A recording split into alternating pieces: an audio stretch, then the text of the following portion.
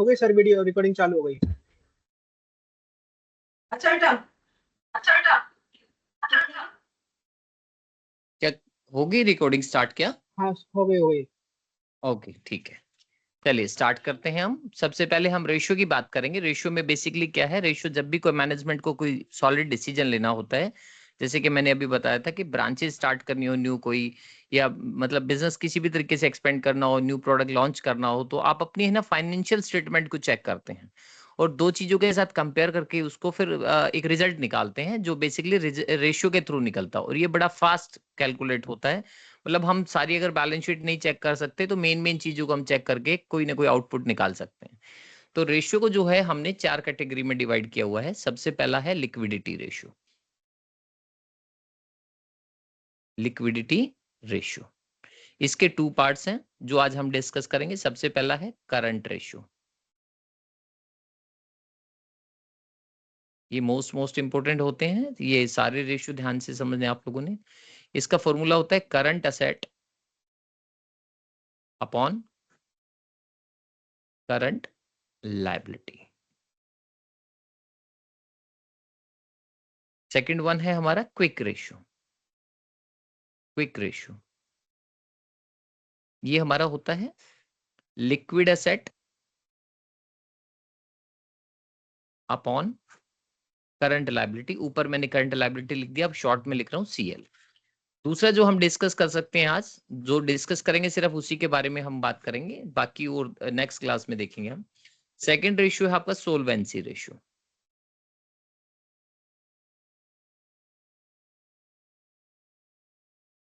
Solvency ratio में हम तीन रेशियो डिस्कस करेंगे। डेट इक्विटी रेशियो,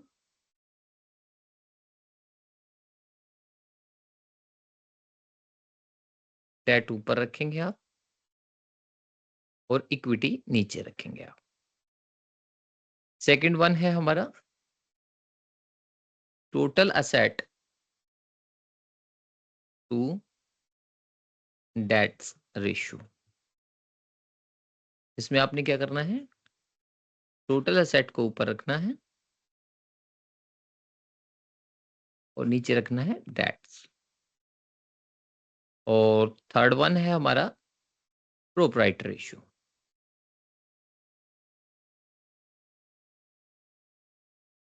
इसमें क्या करना है आप लोगों ने, इक्विटी को ऊपर रखना है और टोटल असेट को नीचे रखना है। तो आज हम 5 रेशियो कोशिश करेंगे हम करने की। अब सबसे पहले जो है, ये आपको शॉर्ट टर्म पावर पे करने की पावर चेक करना है यहाँ पे। मतलब देखिए, दो तरीके से आप बिजनेस में पैसा, मतलब आप यूं समझे, बिजनेस में जो पैसा हम इन्वेस्ट करते हैं वो दो तरीके से होता है। एक इंटरनल सोर्सेज होते हैं, एक एक्सटर्नल होते हैं। इंटरनल सोर्सेज का मतलब है कि जो पैसा इन्वेस्ट होता है ऑनर के द्वारा, ठीक है, मतलब in amount invested by the owner is called capital, ठीक है। तो वो तो हमारा इंटरनल मामला हो गया। लेकिन आउटसाइडर से जब हम पैसा लेते हैं तो उसमें एक्सटर्नल में भी टू पार्ट्स होते हैं। एक होता है शॉर्ट टाइम के लिए आपने किसी से अमाउंट बोरो किया, और एक होता है लॉन्ग टाइम के लिए। तो यहाँ पे मैं लॉन्ग टाइम की बात करूंगा जो बोरो किया आपने, ठीक है, और यहाँ पे शॉर्ट टाइम की बात करेंगे। दोनों में ही आपने क्या है, पैसा ले रखा लोगों से, तो अमाउंट ले रखा है आपने, ठीक है, अमाउंट लोगों से बोरो कर रखा है, उसमें दोनों की ही बात करेंगे हम यहाँ पर। Hello, Yes, sir, you're audible. Yes sir, yes audible.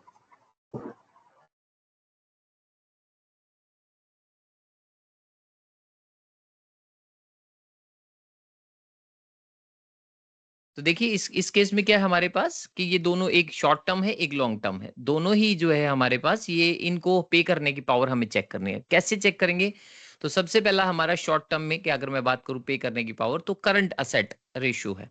तो करंट रेशियो जो है यहाँ पर, इसमें हम चेक करेंगे तो करंट असेट में क्या क्या है, मैं यहाँ पे ये लिख देता हूँ पहले ताकि आपको ध्यान रहे कि क्या क्या इंक्लूड करना है आपने।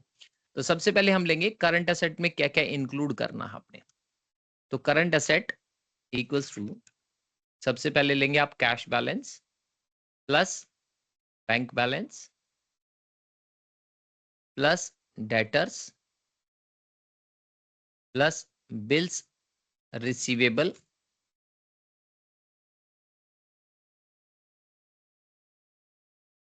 शॉर्ट टर्म इन्वेस्टमेंट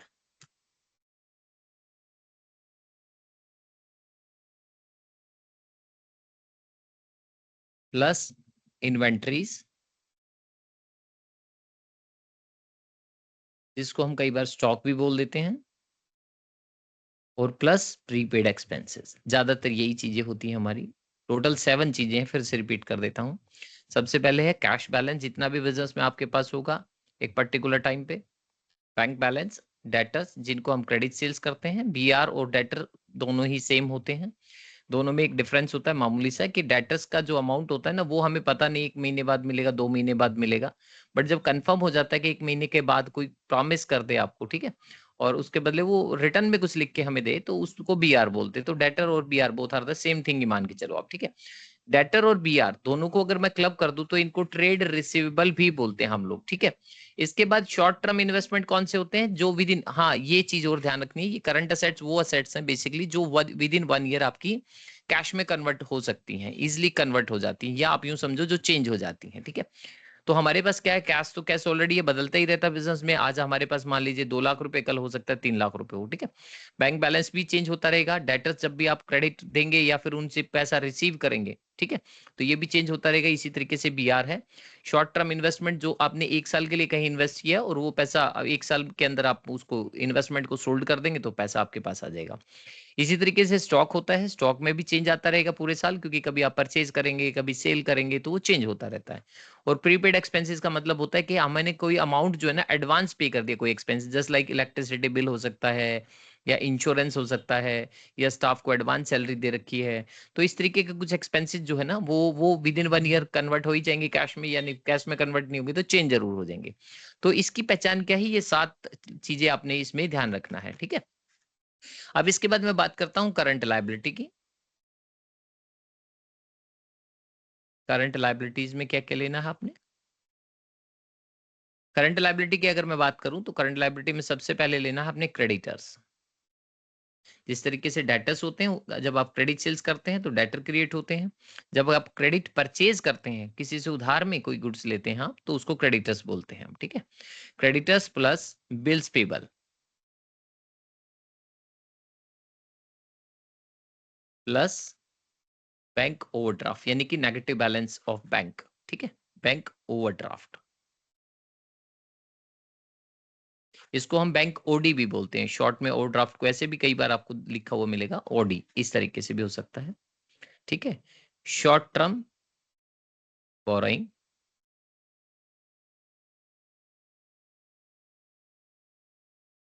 या फिर शॉर्ट टर्म प्रोविजन, किसी भी तरह का प्रोविजन हो,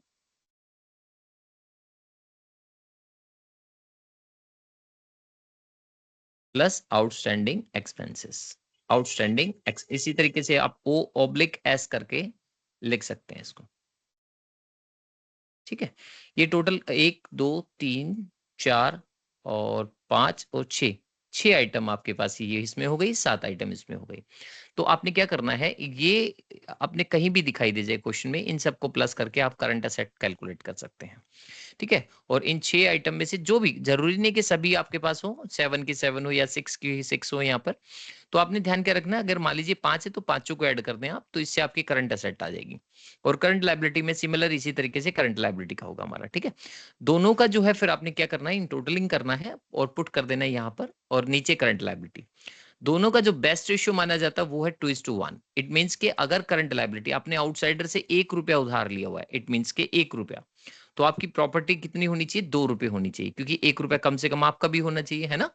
क्योंकि कल को बाई चांस हमें ये पे करना पड़ जाए तो कम से कम 1 रुपए से बिजनेस तो स्टार्ट रख सकते हैं ना। तो इसीलिए 2:1 एटलीस्ट होना चाहिए। अब इसके बाद दूसरा रेशियो क्या हमारा, क्विक रेशियो, ठीक है। इसको हम एक नाम और बुलाते हैं, कभी आप कंफ्यूज हो जाएं तो इसको हम, दूसरा इसका पॉपुलर नाम है एसिड टेस्ट रेशियो, ठीक है। इस नाम से भी क्वेश्चन में पूछ सकता है। तो इसमें मैंने क्या लिखा फॉर्मूला देखो, लिक्विड एसेट अपॉन सीएल। तो सीएल तो ऑलरेडी मैं निकाल चुका हूं, दोबारा मेहनत नहीं करेंगे हम लोग इस पे। लिक्विड एसेट कैसे कैलकुलेट करेंगे वो भी लिख लेते हैं। लिक्विड एसेट, लिक्विड एसेट के लिए क्या करेंगे हम, जो करंट एसेट आपने कैलकुलेट किया ऊपर, ये करंट एसेट जो आपने कैलकुलेट किया ये वाला, इसमें से 2 चीजें माइनस कर दो, स्टॉक यानी कि इन्वेंट्रीज, और माइनस प्रीपेड एक्सपेंसेस।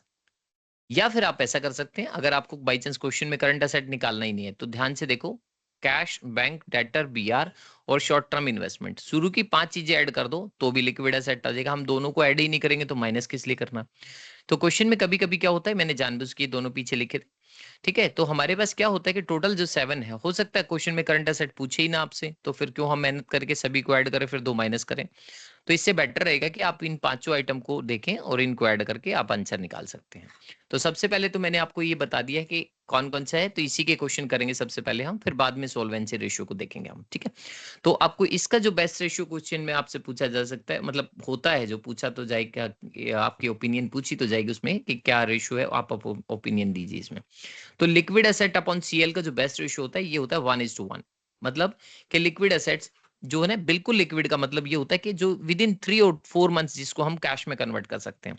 तो आप ध्यान से देखोगे तो टोटल जो 7 आइटम मैंने करंट एसेट में बताई है उसमें इन्वेंट्री और प्रीपेड 2 चीजें ऐसी होती है जिसको कैश में कन्वर्ट करना बिल्कुल भी आसान नहीं है।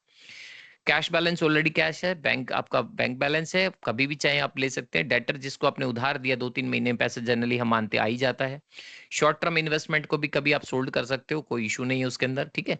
जब भी आप सोल्ड करके आप अमाउंट ले सकते हो। बट स्टॉक आप चाह के भी जो है 3 महीने में नहीं बेच सकते, या फिर आप ऐसे करें कि बिल्कुल कॉस्ट टू कॉस्ट बेचें या लॉस में बेचें, वो एक अलग बात है, ठीक है। बट फिर लॉस हमें क्यों करना है, हमें बिजनेस में तो प्रॉफिट चाहिए, ठीक है। तो इन्वेंट्री और प्रीपेड एक्सपेंसेस क्या होता है, जब आप किसी को एडवांस पैसे दे देते तो वो वापस आने की उम्मीद तो आप भूल ही जाओ, ठीक है। वो एडजस्ट कर सकते हैं बट वो आपको देंगे नहीं वापसी, ठीक है। तो प्रीपेड, तो ये 2 चीजें जो है ये ध्यान रखना है, ये लिक्विड एसेट में इंक्लूड नहीं होती। करंट एसेट में तो इंक्लूड होती है बट यहाँ पे इंक्लूड नहीं होती है। तो इसलिए मैंने जो आपको ये रेशियो बताए हैं दोनों, इन रेशियो के अब हम एक क्वेश्चन करके देखते हैं, तो ठीक है। तो यहाँ से फॉर्मूले में आपके पास लास्ट में सेंड कर दूंगा, ठीक है। तो ये क्वेश्चन स्टार्ट करते हैं। अगर किसी ने एक बार इसका स्क्रीनशॉट लेना हो तो ले लो, क्योंकि हो सकता है आप पेज चेंज करूंगा तो ये दिखेगा नहीं फिर आप लोगों को। एक बार प्लीज इसका स्क्रीनशॉट ले लो एक बार आप लोग। स्क्रीन क्लियर है सभी को? Yes sir. गुड, चलिए स्टार्ट करूं। आई क्वेश्चन स्टार्ट करते हैं अब हम इसका। पेज में साइड में लग रहता हूँ ये फॉर्मूले के लिए, अगर बाई चांस आपने कोई फॉर्मूला पूछा तो आप यहाँ से भी देख सकते हैं, ठीक है। मैं बता दूंगा आप। चलिए एक क्वेश्चन लेते हैं हम, ऐसे ही कोई भी एक क्वेश्चन रैंडमली ऐसे लिख लेते हैं, ठीक है, कि क्या क्या क्वेश्चन में मान लीजिए गिवन है। ध्यान रखिएगा थोड़ा सा इसका क्वेश्चन जो है ना ट्रिकी आता है रेशियो का, बट मैं ये नहीं कह सकता कि भाई, एक तो पहली बात है कि ये क्वेश्चन बहुत 5 या 10 मिनट में, 10 मिनट्स में, हार्डली 10 मिनट्स में मुझे लगता हो जाता है क्वेश्चन, बट ट्रिकी होता है, थोड़ा ध्यान रखना है। अभी यहाँ पे मैं कुछ चीजें बताऊंगा तो उसको उसको ध्यान से समझना आप लोगों ने, ठीक है।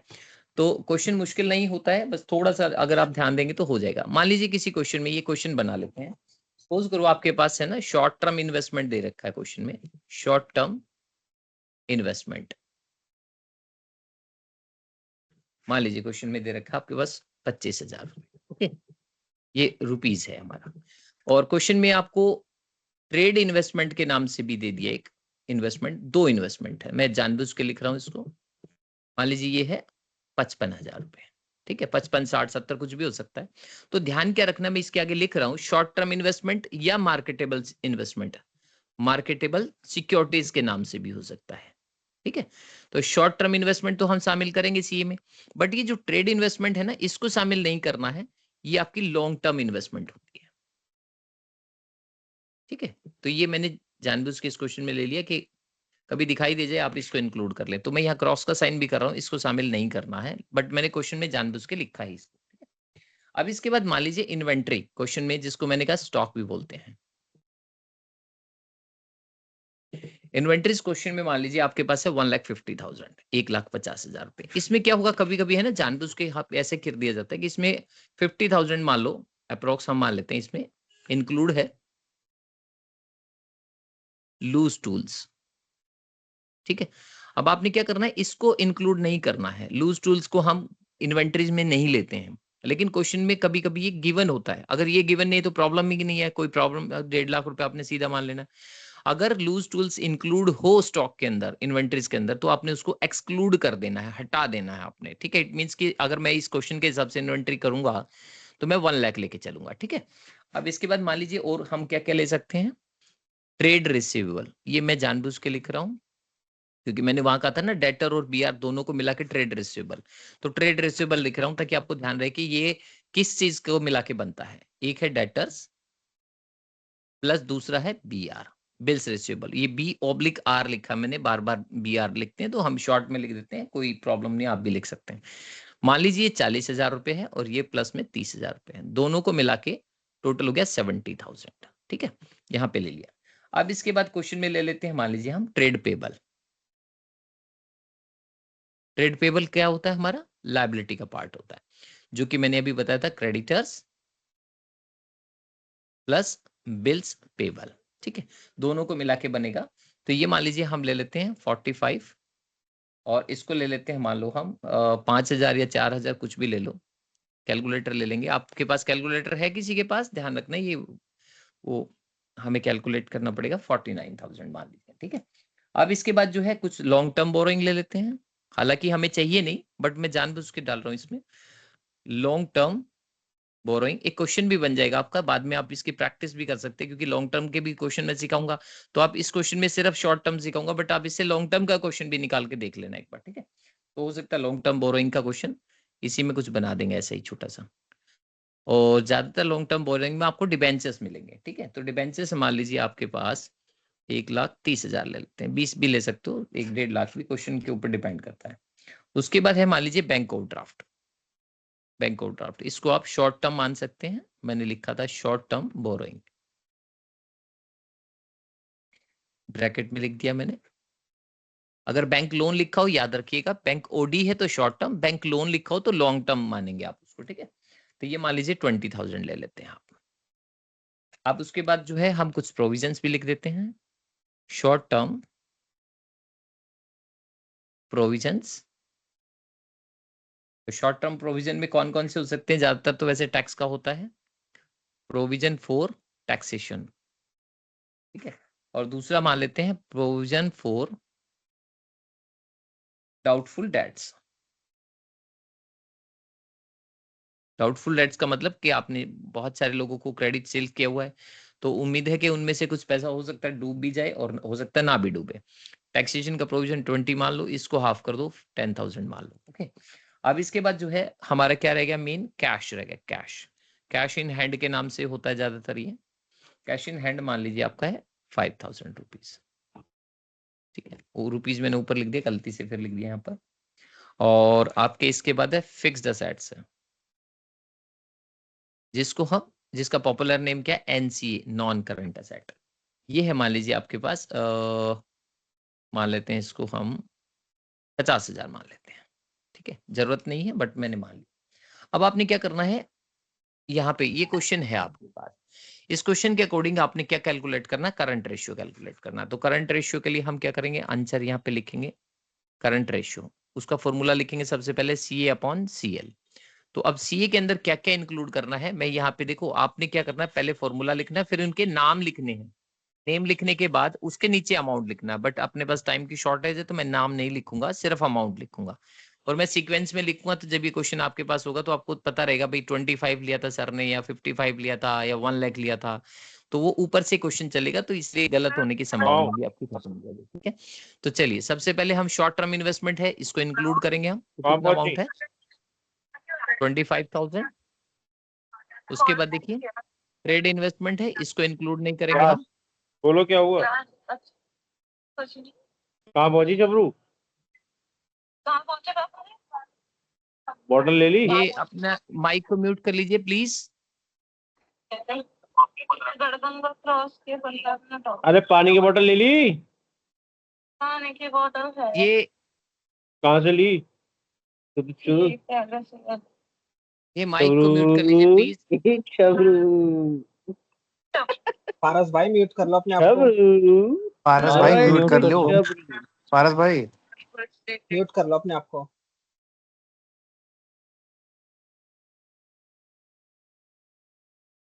चलिए स्टार्ट करते हैं। देखिए करंट रेशियो, बाबा जी भगा रहे हैं लग रहा है आज। हैं? एक बार मैं, क्यों? ये मेथड है क्या इधर से म्यूट कर दें किसी को हम ऐसे?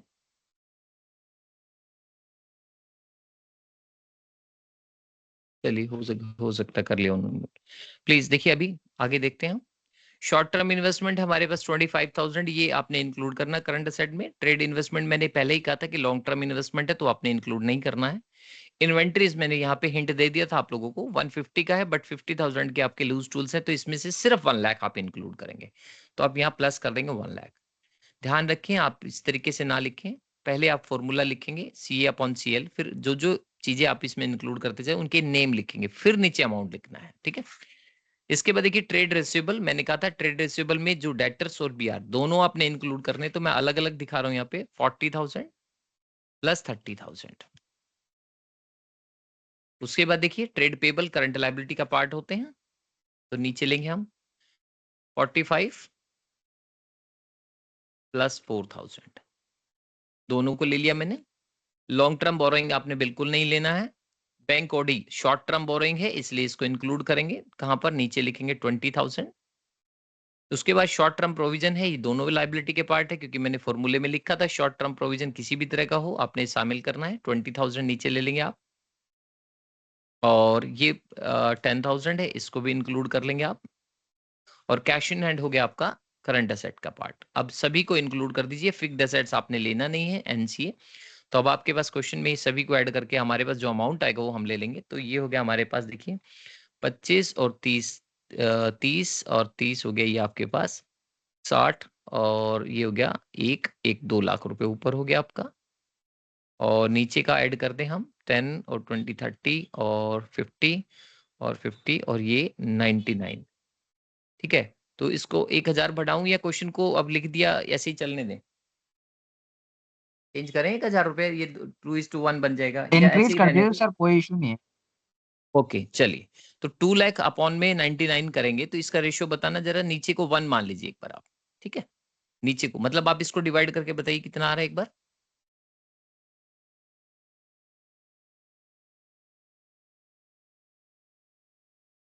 टू लाख को 99 से डिवाइड कर दो एक बार,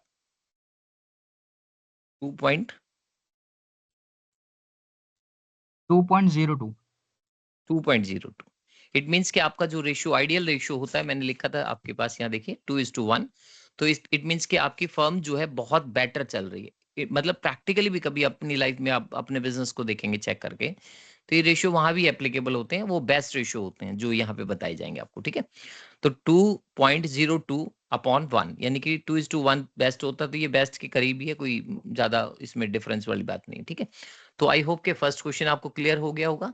अब मैं आपको एक और चीज सिखा रहा हूँ, एक बैलेंस शीट। देखिए किसी भी कंपनी का जो लास्ट रिजल्ट होता है ना, वो होता है उसका प्रॉफिट एंड लॉस और बैलेंस शीट। किसी फर्म का मेन ऑब्जेक्टिव होता है, तो वो क्या होता है, मेन ऑब्जेक्टिव होता है उसका फर्म का प्रॉफिट। और प्रॉफिट कैसे कैलकुलेट करते हैं हम, तो कुछ फॉर्मूले होते हैं उसके, धीरे धीरे करके हम आगे चलते चलेंगे तब हम करते चलेंगे। इसके पीछे हम अभी एक बैलेंस शीट का फॉर्मेट मैं आप लोगों को बता रहा हूँ, जो आप लोगों ने यहाँ पे यूज करना है, ठीक है। तो जब बैलेंस शीट का क्वेश्चन करेंगे तब बिल्कुल नहीं यूज करेंगे आप उसको, लेकिन अभी रेशियो के केस में आप उसको यूज कर लेना। तो ये मैंने शायद पहले भी बताया होगा आप लोगों को, ये ध्यान रखें आप, ये बहुत काम का चीज है।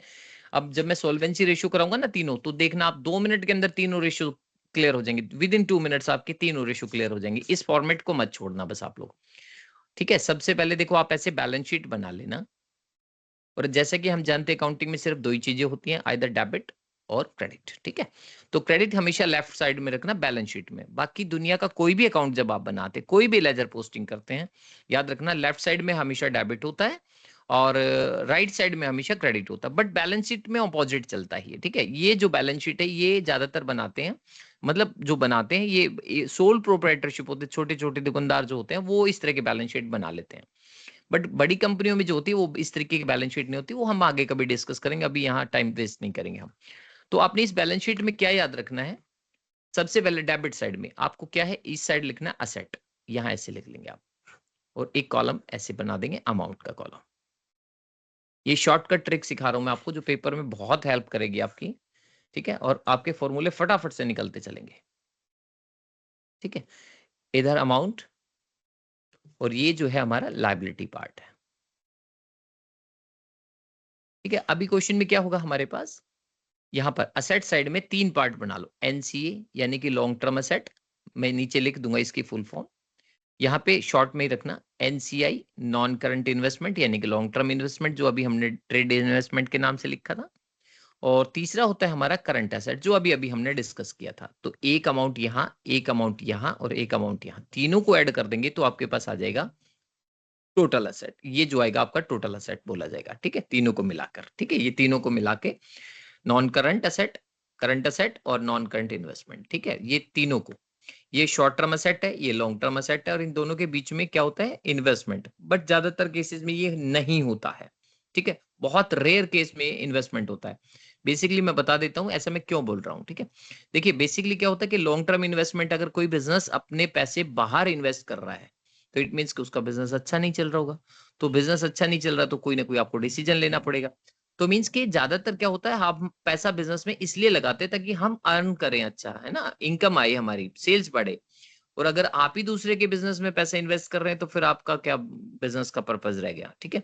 तो इसलिए ये जनरली नहीं होता है मेरी ओपिनियन में, ठीक है।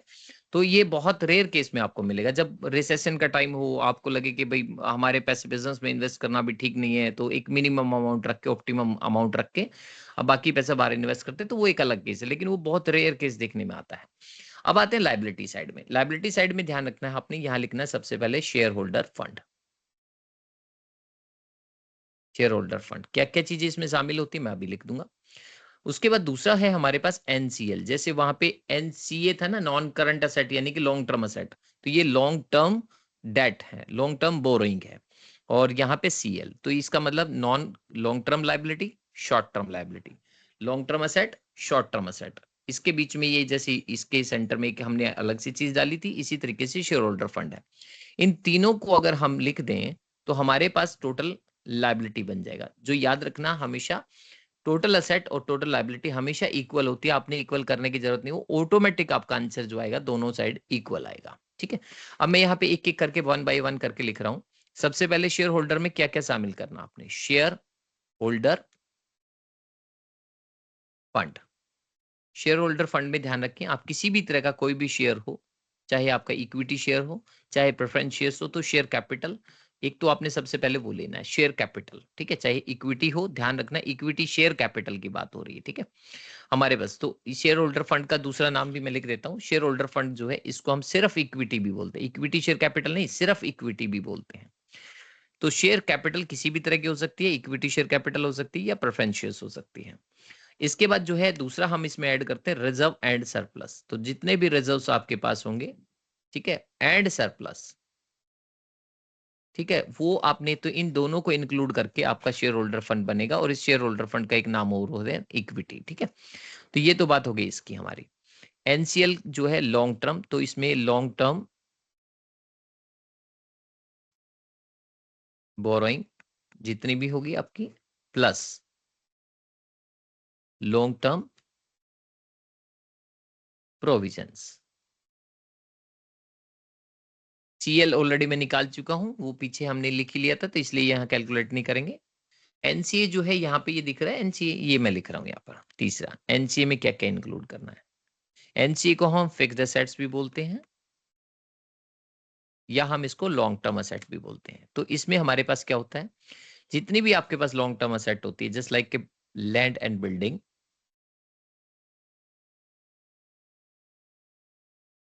प्लांट एंड मशीनरी,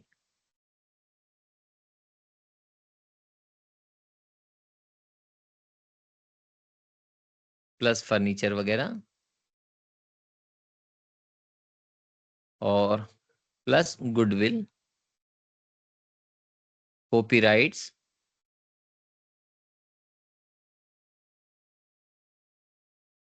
या पेटेंट्स, ठीक है। ये जो लास्ट के दिख रहे हैं ना आपको, ये वाले, इनको हम इंटेंजिबल भी बोलते हैं, और ऊपर जो दिख रहा है लैंड एंड बिल्डिंग है, प्लांट एंड मशीनरी है, फर्नीचर, इनको टेंजिबल असेट भी बोलते हैं, ठीक है, इन वालों को।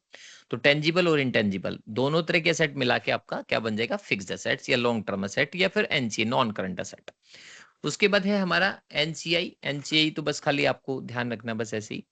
एनसीआई का मतलब होता है long term investment, long term investment,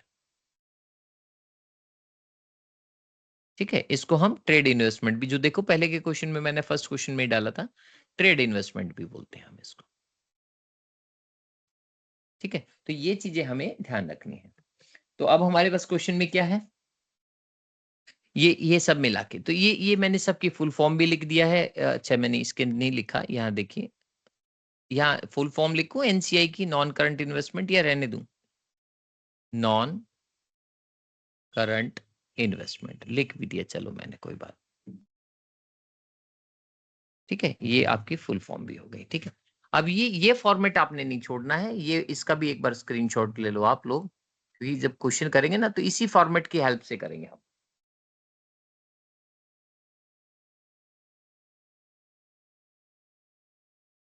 ठीक है, चलिए अब करते हैं हम यहाँ पर, मैं इसको साइड में रख लेता हूँ, इस पेज को भी, पेज नंबर 2 को। अब मान लीजिए क्वेश्चन लेते हैं हम इस तरीके से, क्वेश्चन नंबर 2, आज का क्वेश्चन नंबर 2 है। मान लीजिए क्वेश्चन में आपको इस तरीके से दिया रहेगा, टोटल असेट दे दिया क्वेश्चन में, वो है आपके पास 1 लाख रुपए, 1 लाख, 2 लाख, 3 लाख, कुछ भी हो सकता है, ये रुपीज लिख देते हैं। दूसरा क्वेश्चन में क्या है, शेयर होल्डर फंड,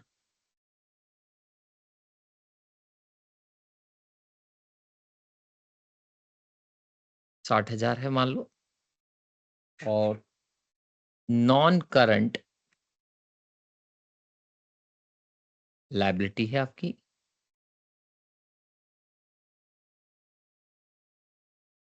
वो है आपके पास 20,000 रुपए की, और नॉन करंट असेट है आपके पास, वो है आपके पास मान लो 50,000 रुपए की।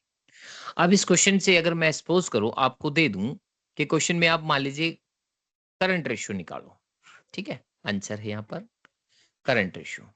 तो अगर मैंने वो बैलेंस शीट आपको नहीं बताई होती, देखिए ये बैलेंस शीट, तो आप कंफ्यूज हो जाते। आपको तो करंट रेशियो के हिसाब से क्या चाहिए, करंट असेट चाहिए अपॉन करंट लायबिलिटी, है ना। तो ना तो यहाँ करंट असेट दिख रही आपको, ना ही यहाँ पे आपको करंट लायबिलिटी दिख रही, दोनों ही नहीं दिख रही। तो फिर आप सोचते क्वेश्चन गलत है, मिस प्रिंटिंग है, फिर आप इन्विजिलेटर को बोलेंगे सर इसमें से लगता है कुछ मिस प्रिंटिंग आ गई है ना। तो आप कॉल करके पूछेंगे, फिर वो किसी एग्जामिनर से पूछेंगे, है ना, जिसने पेपर सेटर, उससे पूछेंगे, तो वो टाइम वेस्ट होता है हमारा। तो इसलिए मैं आपको हर तरीके का मेथड सिखा देता हूँ कि कभी भी कोई क्वेश्चन में कुछ भी मिसिंग हो तो कैसे कैलकुलेट कर सकते हैं। ठीक है, तो देखिए अब ये बैलेंस शीट की हेल्प लेते हैं हम यहाँ पर। ठीक है, बैलेंस शीट की हेल्प मैंने अभी बताया था आपको, बैलेंस शीट में ऐसे ले लेंगे आप, ये साइड रहेगी हमारी एसेट और ये रहेगी हमारी लायबिलिटी। ठीक है, यहाँ पे देखो क्या क्या मैंने बताया था। सबसे पहले तीनों चीजों की आदत डालो, शेयर होल्डर फंड शॉर्ट में लिख देता हूं मैं थोड़ा सा, दूसरा मैंने कहा था एनसीएल होता है, और तीसरा सीएल होता है, सबको मिला के टोटल लायबिलिटी आएगी। उधर मैंने आपको कहा था एनसीए होगा, एनसीआई होगा, और सीए होगा, करंट असेट। ठीक है, और ये टोटल होगा। अब जो जो इन्फॉर्मेशन गिवन है ना वो लिख लेते हैं। टोटल असेट पता है आपको 1 लाख रुपए, 1 लाख यहाँ लिख दो। जो 1 लाख टोटल असेट होती है वही लायबिलिटी होती है टोटल, तो आप 1 लाख यहाँ लिख दो। उसके बाद देखोगे आप शेयर होल्डर फंड है कितना, 60,000, ये रहा 60,000। अब नॉन करंट लायबिलिटी मींस के लॉन्ग टर्म लायबिलिटी, एनसीएल, ठीक है, 20,000। इसके ब्रैकेट में मैं एक चीज और लिख रहा हूँ, इसको हम सिर्फ डेट भी बोलते हैं। ठीक है, ये यहाँ लिख देता हूँ मैं, सिर्फ डेट। ठीक है, यानी कि लॉन्ग टर्म जो लायबिलिटी होती है आपकी, सिर्फ उसको डेट्स भी बोल सकते हैं। और एनसीएल और सीएल, यहाँ ब्रैकेट में एक हिंट दे रहा हूं मैं, ये थोड़ा ध्यान रखना। लायबिलिटी तो ये भी है, ये भी है, ये शॉर्ट टर्म है, ये लॉन्ग टर्म है, बट दोनों को अगर हम जोड़ दें तो इसको बोलते हैं टोटल डेट्स। अगर टोटल डेट्स आपको क्वेश्चन में गिवन हो और लॉन्ग टर्म आपको दे रखे हो, तो टोटल में से इसको माइनस कर दो, सीएल आ जाएगी, है ना। ये मैं आगे के लिए बता रहा हूं आपको कि आगे जैसे क्वेश्चन आएंगे तो वो हमारी हेल्प करेंगे। और ऊपर का जो फर्स्ट पार्ट दिख रहा है शेयर होल्डर फंड, मैं यहाँ नीचे हिंट दे देता हूं, कभी आप कंफ्यूज हो जाओ। Share holder fund plus long term debt, यानी कि जिसको हमने देखा ना एनसीएल, है ना, ब्रैकेट में लिख देता हूं मैं एनसीएल। अगर इन दोनों को, ऊपर के दोनों पार्ट को जोड़ दोगे तो इनका भी एक नाम है जिसको हम बोलते हैं कैपिटल एम्प्लॉयड। ठीक है, ये बहुत आगे चल के क्वेश्चन में हमारे हेल्प करेंगे। ठीक है, तो इसलिए मैंने एडवांस में आपको बता दिया कैपिटल एम्प्लॉयड। ठीक है, ये क्लियर है। अब इस केस में हमें क्या करना है, जो जो इन्फॉर्मेशन थी, देखिए सबसे पहले टोटल असेट था, मैंने लिखा 1 लाख, लायबिलिटी हो गया 1 लाख, शेयर होल्डर फंड था 60, लिख दिया 60, नॉन करंट लायबिलिटी थी 20, लिख दिया, नॉन करंट असेट यानी कि एनसीए तो कितना है 50,000। अब आपने क्या करना है क्वेश्चन के अंदर, देखिए सबसे पहले तो मैं इसका 1 लाख करूंगा। ये तीन चीजें थी हमारे पास, तीन में से दो हमें पता है, एक नहीं पता, तो 1 लाख रुपए में से अगर ये दोनों मिला के 80 है, क्या बचा 20, मैंने 20 पुट कर दिया, क्लियर हो गया।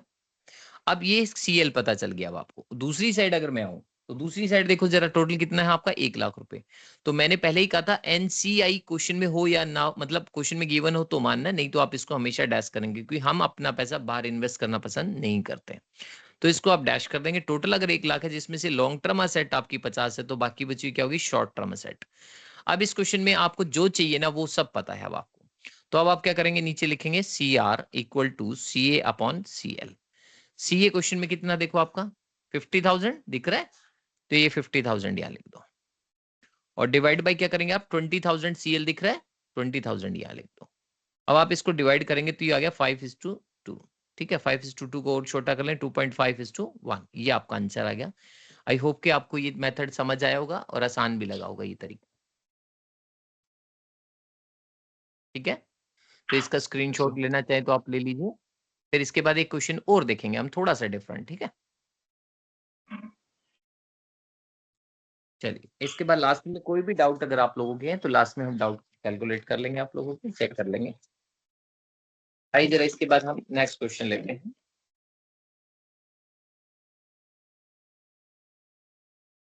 कभी कभी क्वेश्चन में आपको एक वर्ड मिलेगा, ठीक है, जिसको हम बोलते हैं वर्किंग कैपिटल। तो वर्किंग कैपिटल आपका दो तरीके का हो सकता है, ग्रोस वर्किंग कैपिटल और एक होता है net working capital.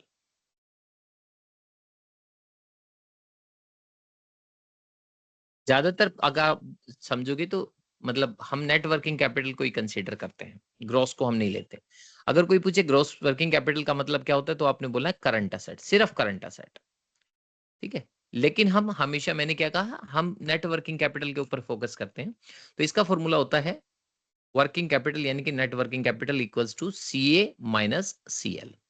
Working capital किसके इक्वल होगा, करंट असेट्स में से माइनस कर दो करंट लायबिलिटी। ठीक है, तो ये फॉर्मूला हमारी हेल्प करेगा। तो आइए जरा इसका भी एक क्वेश्चन हम लेके देख लेते हैं।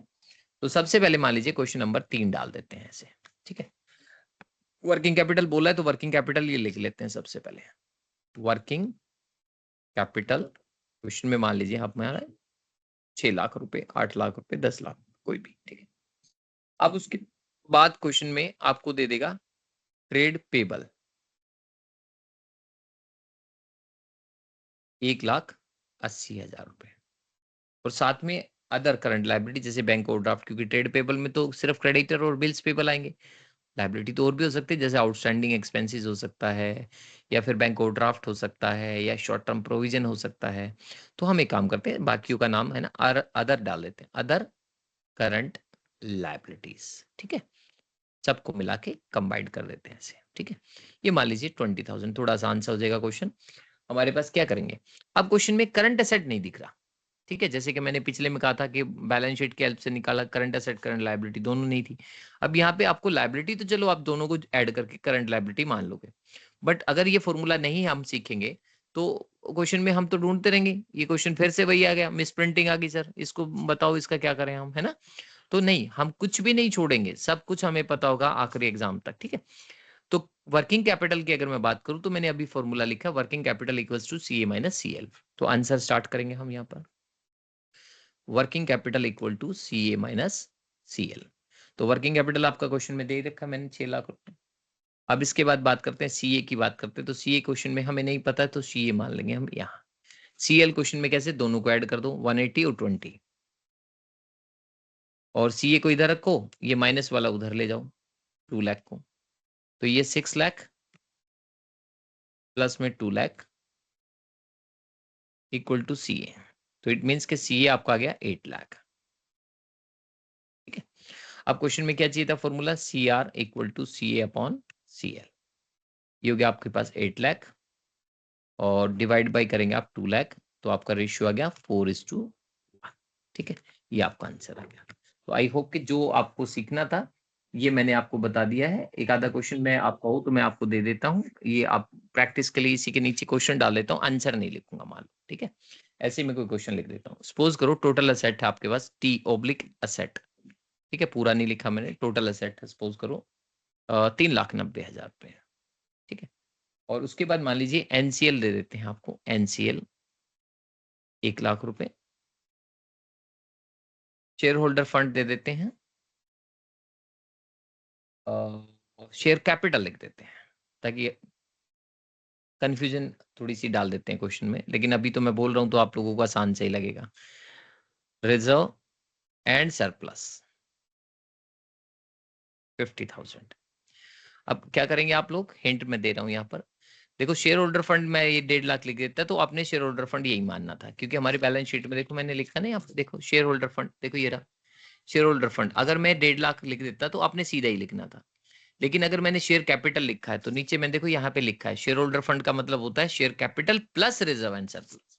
तो आपने क्या करना है, share capital plus reserve and surplus दोनों को जोड़ के शेयर होल्डर फंड बनेगा। कभी कभी क्वेश्चन में यहाँ कंफ्यूजन क्रिएट करने के लिए ऐसा होता है कि शेयर होल्डर कैपिटल है ना, जैसे शेयर कैपिटल, ऐसे शेयर होल्डर फंड दे देगा 1.5 लाख या 2 लाख रुपए, साथ में रिजर्व एंड सरप्लस कर देंगे 50,000। तो बच्चे क्या करते हैं, शेयर कैपिटल समझ के शेयर होल्डर फंड को उसमें रिजर्व एंड सरप्लस ऐड कर देते हैं, और वही क्वेश्चन हो जाता है गलत। तो शेयर होल्डर फंड और शेयर कैपिटल दोनों में डिफरेंस है, याद रखना। इन दोनों को मिला के बनता है, तो मैं यहाँ लिख देता हूं, दोनों को मिला के बनेगा शेयर होल्डर फंड। ठीक है, ये हमारे पास शेयर होल्डर फंड आ गया। तो दोनों को प्लस करके आप बैलेंस शीट में पुट करना, ये क्वेश्चन मैं ऐसा दे रहा हूं। ठीक है, इसके बाद है वर्किंग कैपिटल। वर्किंग कैपिटल है हमारे पास क्वेश्चन में। वर्किंग कैपिटल कितना, देखो हमारा 1,80,000। अब आपने ये क्वेश्चन, मैं बिल्कुल आंसर भी नहीं बताऊंगा मैं आप लोगों को इसका, तो आप लोगों ने खुद करना है। ठीक है, तो अगली क्लास में या जब भी आपका मन करे, जब आप इसको सॉल्व करें तो मेरे पास व्हाट्सअप कर सकते हैं, मैं चेक कर लूंगा। ठीक है, छोटा सा ही क्वेश्चन है तो मुझे ज्यादा समय नहीं लगेगा इसको चेक करने में। तो ये क्वेश्चन नंबर, तो आप इसका एक बार स्क्रीनशॉट ले लो, वैसे पीडीएफ में डाल ही दूंगा। ठीक है, सर आपका व्हाट्सएप तो एक नंबर। बार प्लीज फॉर्मूला वाली शीट देना एक बार। कौन सी फॉर्मूला जहाँ वाली, आपने इससे लिखा है वाली शॉर्ट। हाँ जी, जहाँ आपने एनसीए वाले फॉर्मूले लिखे हैं। Thank you. ये वाली? Hello, yes sir, thank you. ठीक, ओके। ठीक है, आप देखिए इसके बाद। अभी अभी सॉल्व कर सकते हैं सर? हाँ अभी, लेकिन वो टाइम की शॉर्टेज है। आप एक काम करना, लास्ट में मैं कोशिश करता हूँ, पहले मैं फॉर्मूले करा लेता हूँ, क्योंकि 5 फॉर्मूले थोड़ा सा मेरे लिए मुश्किल है। अभी कर लेना इसके बाद आप, ठीक है? या फिर आप 2 मिनट लेते हो तो फटाफट से करो, फिर मुझे जल्दी से बताओ फिर आप। ओके।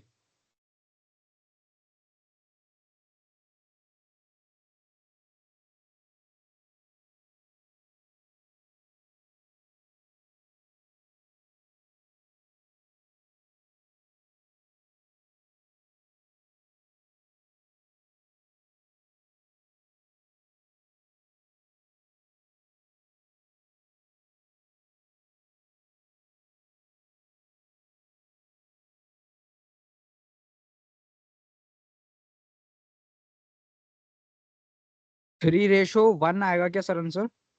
एक बार मैं चेक कर लेता हूँ। मैं यहाँ नीचे बैलेंस शीट में देखो, सबसे पहले टोटल एसेट आपने उधर लिया 390 बैलेंस शीट में। ओके, इस साइड आप लेंगे एनसीएल 1 और 1 2 3 3, तो 90,000 आया आपका सीएल। पहले तो ये बताओ। सीएल 90,000 हाँ जी। 90,000, good. Working yes sir. Capital में अगर सीएल ऐड करेंगे तो सीए आपके पास आ जाएगा 180, ये वर्किंग कैपिटल प्लस सीएल है ना, क्योंकि हमारा फॉर्मूला होता है ना 27। Working capital. Very good. W C equal to C A plus में माइनस में सीएल, तो सीएल माइनस का इधर आ जाएगा। 180 ऑलरेडी गिवन है, 90 आपने बताया, बिल्कुल करेक्ट है आपका आंसर। 270 अपॉन 90, 3:1, बिल्कुल एब्सोल्युटली राइट। सर एक सर डाउट था सर, इसके ऊपर वाले प्लीज। क्वेश्चन में जो हमने अभी किया, थर्ड क्वेश्चन नंबर हाँ 3। हाँ सर हाँ यहाँ हाँ। पे हमने जो सीएल लिया हुआ है सर, वो 2 लाख कैसे आया? 2 लाख, ये देखो यहाँ रहा। ट्रेड पेबल कितने हैं क्वेश्चन में आपके, 180। और other 1,80,000। Current liability, other current liability, ये भी तो करंट लायबिलिटी का पार्ट है ना, दोनों ही करंट राइट सर। लायबिलिटी, इन दोनों को प्लस कर दो आप। ठीक है, ओके सर। ठीक है।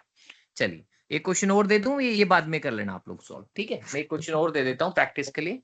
तो कई बार होता है मैं दे नहीं पाता क्वेश्चन, तो प्रैक्टिस कर लेना आप। ठीक है, ऐसे ही दे देते हैं, फिर एक डिफरेंट टाइप का क्वेश्चन लेंगे हम।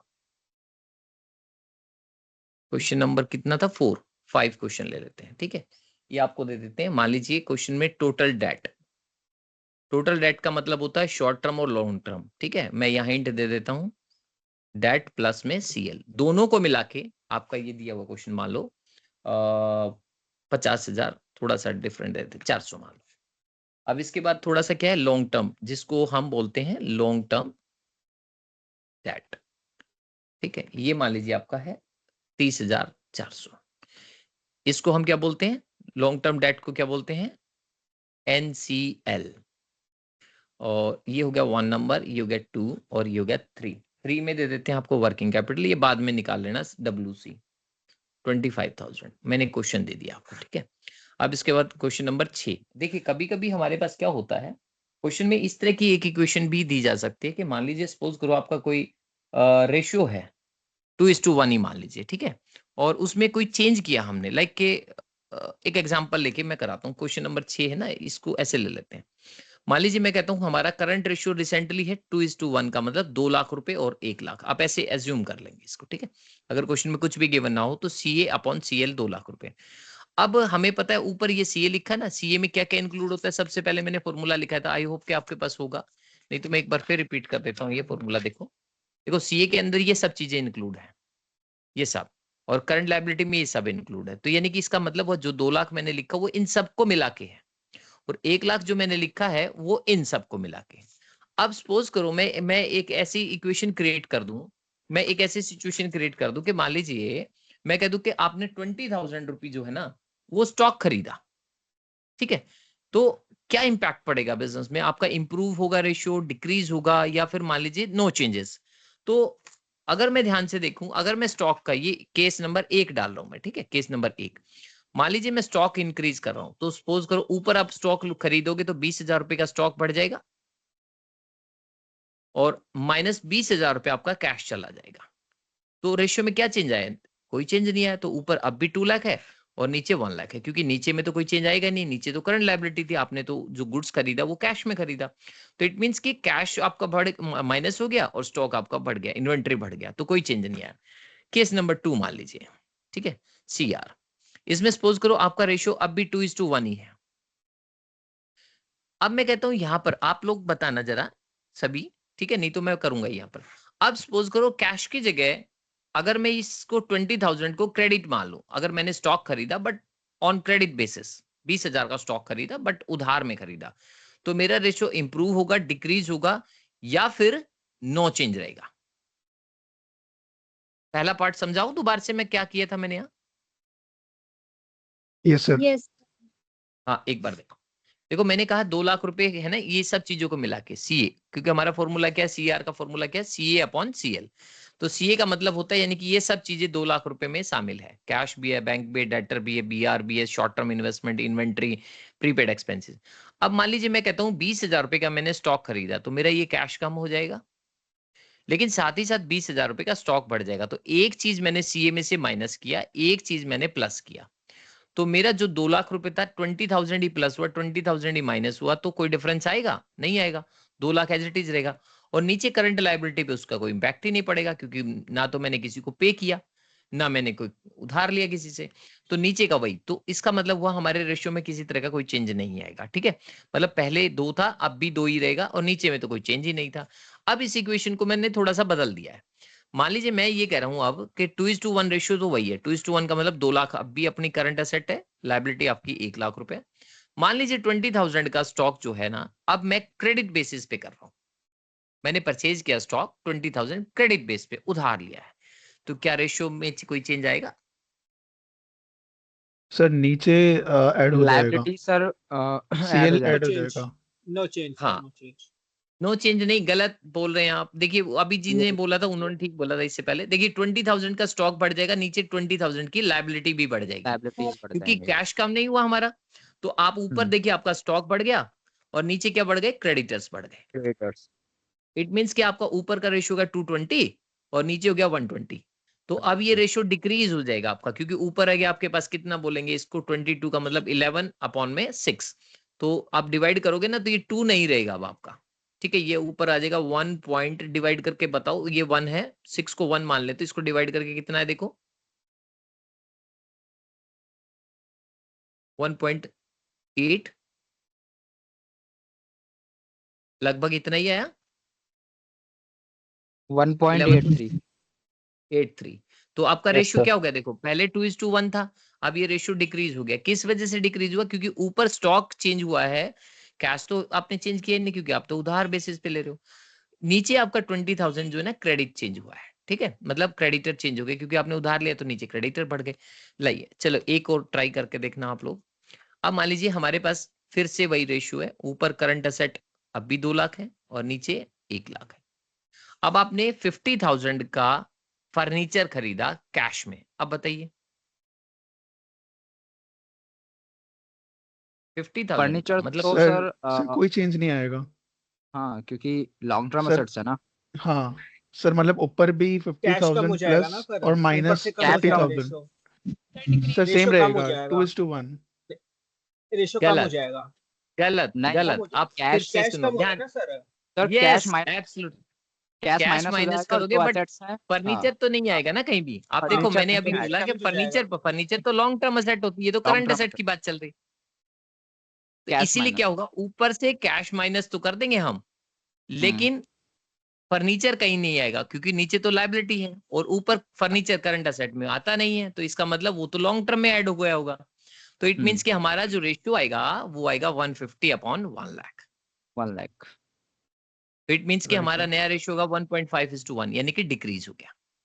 हम्म क्या एक ट्राई और करना चाहेंगे आप लोग, यस सर। यस क्योंकि sir. Yes concept sir. Clear करना बहुत जरूरी है। ठीक है यार, अब भी रेशियो वही है 2 लाख इज टू 1 लाख। अब मान लीजिए मैं यहाँ पे करता हूँ बैंक ओवरड्राफ्ट। ठीक है, बैंक ओवरड्राफ्ट मैंने पे किया, सपोज करो 50,000 का मैंने क्रेडिटर पे किया, चलो क्रेडिटर पे कर दिया 50,000 का। अब क्या चेंज आएगा, सर लाइबिलिटी में 50,000 ऐड हो लायबिलिटीज जाएगा। कम हो जाएंगी सर, गुड। और और जो क्रेडिटर्स पे किए हैं तो सर उसमें से करंट कैश असेट कम भी हो कम हो जाएगी। जाएगी। गुड, अब की बार सही जवाब दिया है। अभी देखिए 50,000 कैश पे करो या बैंक करो, ऊपर से कम होना हम्म 50,000 क्योंकि पे किया आपने, और नीचे हम्म 50,000 का आपके क्रेडिटर्स कम हो जाएंगे। या बैंक ओवरड्राफ्ट होता तो बैंक ओवरड्राफ्ट भी नीचे ही था हमारा। इट मींस के न्यू रेशियो हो जाएगा हमारा 1,50,000 अपॉन में 50,000। One. Now the new ratio is 3:1। It means के इंक्रीज हो गया। ठीक है, तो अगर इस तरीके का कोई क्वेश्चन आता है तो हम इजिली कर सकते हैं। अब आपको ये कॉन्सेप्ट क्लियर हो गया। ठीक है, कोई भी डाउट है चारों में तो आप पूछ सकते हैं, नहीं तो फिर मैं कुछ डिफरेंट करा रहा हूँ। हाँ नहीं सर, क्लियर है। क्लियर है, गुड। हम्म चलिए अब हम पेज चेंज कर देते हैं। इसी पे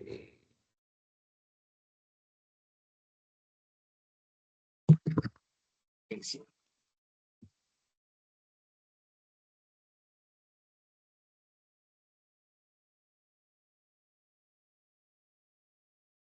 देखिए अब आते हैं हम दूसरा रेशियो। ठीक है, एक रेशियो आपको क्लियर हो गया तो दूसरा रेशियो फटाफट से हो जाएगा। सेकंड रेशियो था हमारा लिक्विड रेशियो। लिक्विड रेशियो का फॉर्मूला हमें पता है क्या है हमारा। लिक्विड रेशियो बोल सकते हैं आप, या एसिड टेस्ट रेशियो भी बोल सकते हैं,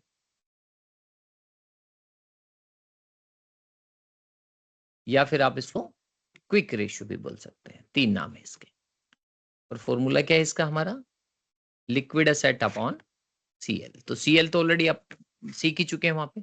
लिक्विड एसेट मैंने अभी आपको बताया था, यहां मैं फॉर्मूला दिखा देता हूं। देखो लिक्विड एसेट का मतलब होता है current asset minus stock minus prepaid expenses, यानी कि इन्वेंट्री और प्रीपेड एक्सपेंसेस।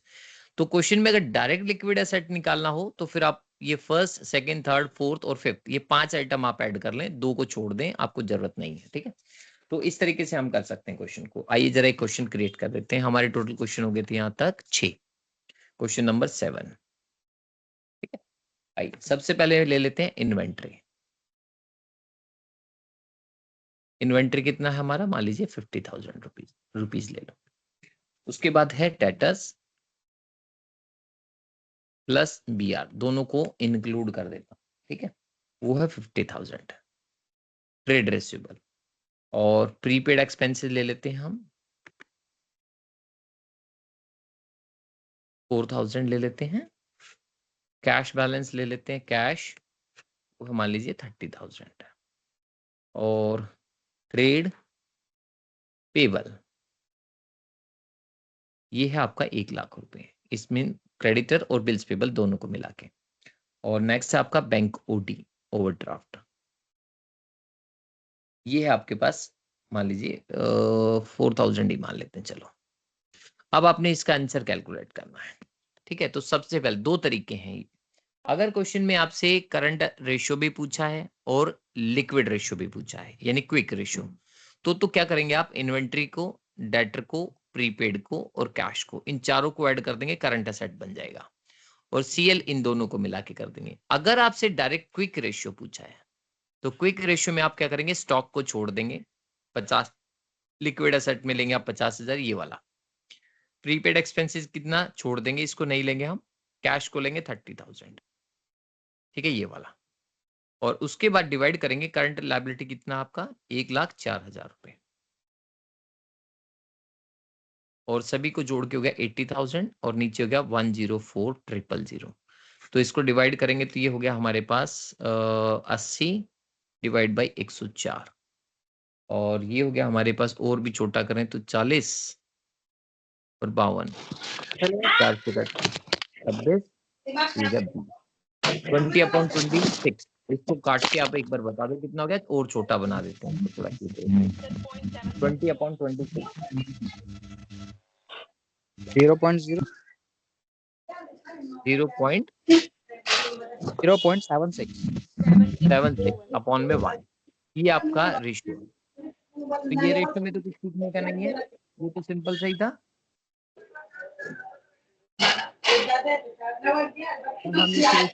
Yes sir.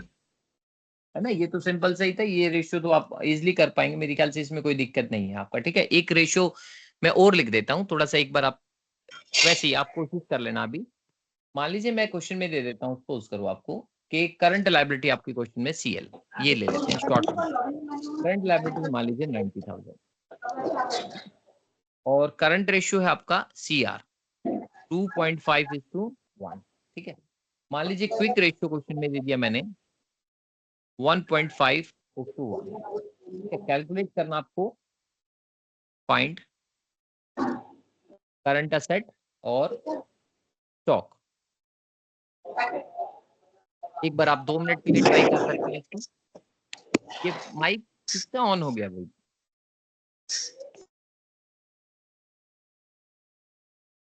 एक बार आप इस क्वेश्चन को कैलकुलेट करके देखें, यहाँ पे मैं आंसर निकाल देता हूँ। 2 minute, you have only 2 minutes, ठीक है। 2 मिनट में अगर आपको ये समझ आ गया तो ठीक है, इट्स ओके, नहीं तो आप मुझे बोल दें कि सर आप करा दो, मैं 2 मिनट लगेगी मुझे इसको कराने।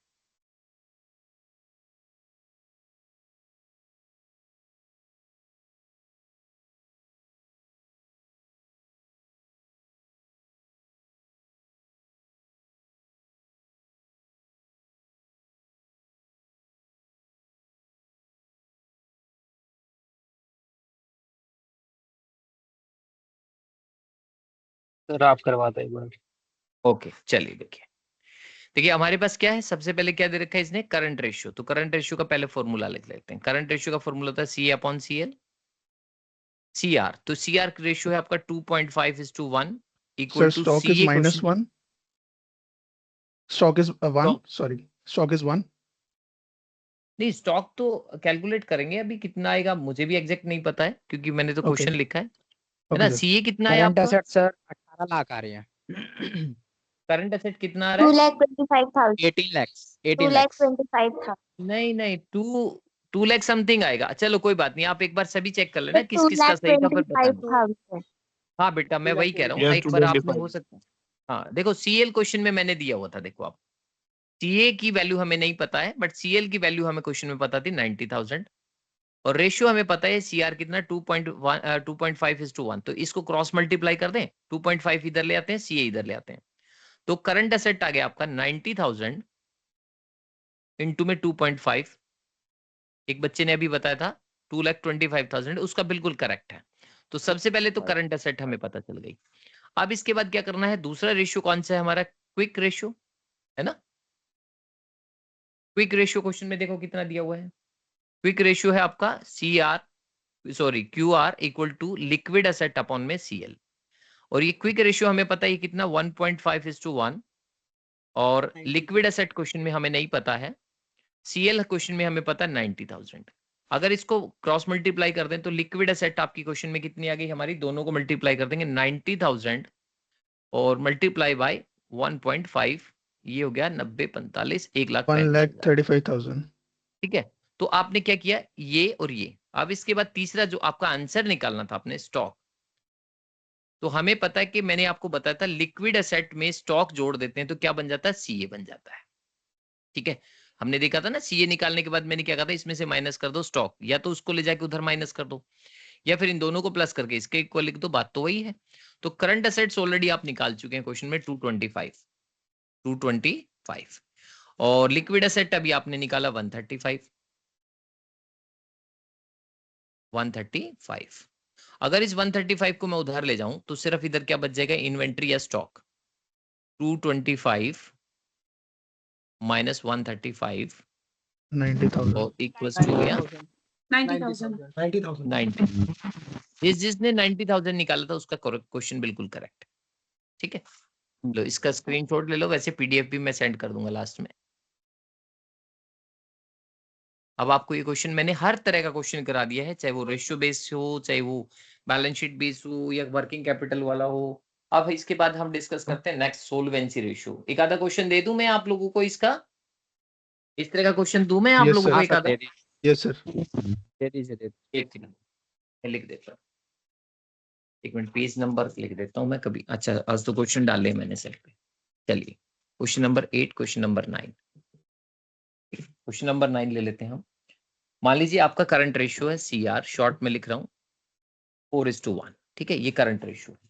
और क्विक रेशियो में दे रहा हूं आपको 1.2:1। और वर्किंग कैपिटल है आपका क्वेश्चन में WC, वो है 180। कैलकुलेट करना है, फाइंड करना है आपको। करंट असेट गायब है क्योंकि, और दूसरा है हमारे पास इन्वेंट्री। ठीक है, ये क्वेश्चन आप सॉल्व कर लें। ठीक है, और इनफ है या एक और दे दूं? सर एक और दे दो। ओके चलिए, इसके साइड में इधर ही कर देते हैं, है ना। क्वेश्चन नंबर 10 मान लो। सपोज करो आपका है करंट रेशियो CR 4:1 ही ले लेते हैं यहाँ पे। क्विक रेशियो ले लेते हैं, थोड़ा बढ़ा देते हैं 2.5:1। और स्टॉक दे देता हूँ इस बार मैं आपको क्वेश्चन में। ठीक है, स्टॉक है मान लीजिए आपके पास 45,000। नाउ द कैलकुलेट इज, करना है आपको, calculate will be current asset और करंट लायबिलिटी, दो गायब कर रहे हैं। ठीक है, ये आपने फाइंड आउट करने दोनों। ठीक है, अब ये दो क्वेश्चन आप सॉल्व कर लेंगे। इसके बाद जो है मैं डिफरेंट क्वेश्चन करा रहा हूँ आपको, जो मैंने बैलेंस शीट में लिए थे ना लॉन्ग टर्म, और बाकी फिर भी और चाहिए क्वेश्चन तो मैं एडिशनल बाद में डाल दूंगा। ठीक है, अब आते हैं हम अपने मेन क्वेश्चन में जो सोल्वेंसी रेशियो है। तो सोल्वेंसी रेशियो के लिए क्वेश्चन क्रिएट कर लेते हैं, क्वेश्चन नंबर 11। सर एग्जाम्पल अगर ये वाला क्वेश्चन आएगा एग्जाम में तो कितने मार्क्स का होगा? नहीं, ये ऐसे नहीं आएंगे, ये सभी जितने भी रेशियो मैंने किए हैं ये सभी, और जो मैं करूंगा आगे, सभी रेशियो को मिला के टोटल एक क्वेश्चन बनता है 12.5 मार्क्स का। Okay sir. और ये आपस में एक दूसरे से इंटरकनेक्ट है। देखो मैंने अभी आपको बैलेंस शीट सिखाई थी, तो उससे हमने क्या निकाला, लिक्विड एसेट निकाली ना, करंट एसेट निकाली, करंट रेशियो और क्विक रेशियो दोनों निकाला बैलेंस शीट। अब बैलेंस शीट से ही मैं आपके लॉन्ग टर्म निकालूंगा। तो मींस कि आपस में कहीं ना कहीं एक दूसरे से ना कहीं कनेक्ट होते हैं। सभी रेशियो होने के बाद ओवरऑल जब लास्ट में मैं एक क्वेश्चन दूंगा आपको, उससे मैं कुछ भी पूछ सकता हूं आपसे, कोई भी चारों में से रेशियो पूछ सकता हूं। तो वो क्वेश्चन अगर ओके आपने सर। सॉल्व कर दिया, इट मींस के 12.5 मार्क्स आपके फिर कंफर्म है। Okay sir. ठीक है, इसलिए तो मैं बिल्कुल जीरो से करा रहा हूँ, कोई भी चीज नहीं छोड़ रहा मैं, क्योंकि हो सकता है पहले आपने पढ़ा हो, भूल चुके हो, या आपने पढ़ा ही ना हो, तो फिर तो कहाँ से करेंगे आप लोग। ठीक है, तो ये बिल्कुल जीरो से सिखा रहा हूँ, यानी कि कुछ भी ऐसा नहीं कि मैं कहा कुछ भी मैंने छोड़ा होगा, मुझे नहीं लगता, सभी मैं करा रहा हूँ A to Z चीज। ठीक है, चलिए अब स्टार्ट करते हैं हम क्वेश्चन। अब हम स्टार्ट करते हैं सोल्वेंसी रेशियो, यानी कि लॉन्ग टर्म। ठीक है, अब इसमें क्वेश्चन क्रिएट कर देते हैं। सबसे पहले मैं लूंगा शेयर कैपिटल। शेयर कैपिटल मान लेते हैं 3 लाख रुपए। उसके बाद क्या करना है, रिजर्व एंड सरप्लस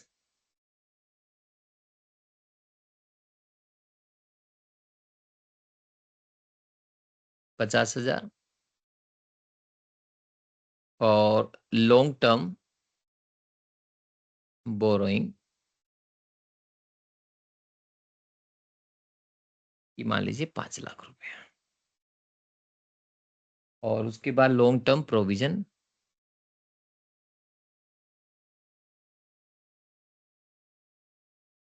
ये 2 लाख रुपए है आपका। और फिर है सीएल, करंट लायबिलिटी शॉर्ट में लिख देता हूँ 50,000। और एनसीए मान लेते हैं, 1 मिनट रुको जरा जोड़ लूँ मैं इसको, 3, 3.5 और 5.5, 8.5, 10.5, 11। ठीक है, इसको एनसीए मान लेते हैं 8 लाख रुपए।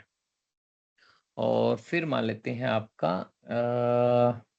चलो एक गायब कर देते हैं हम अब।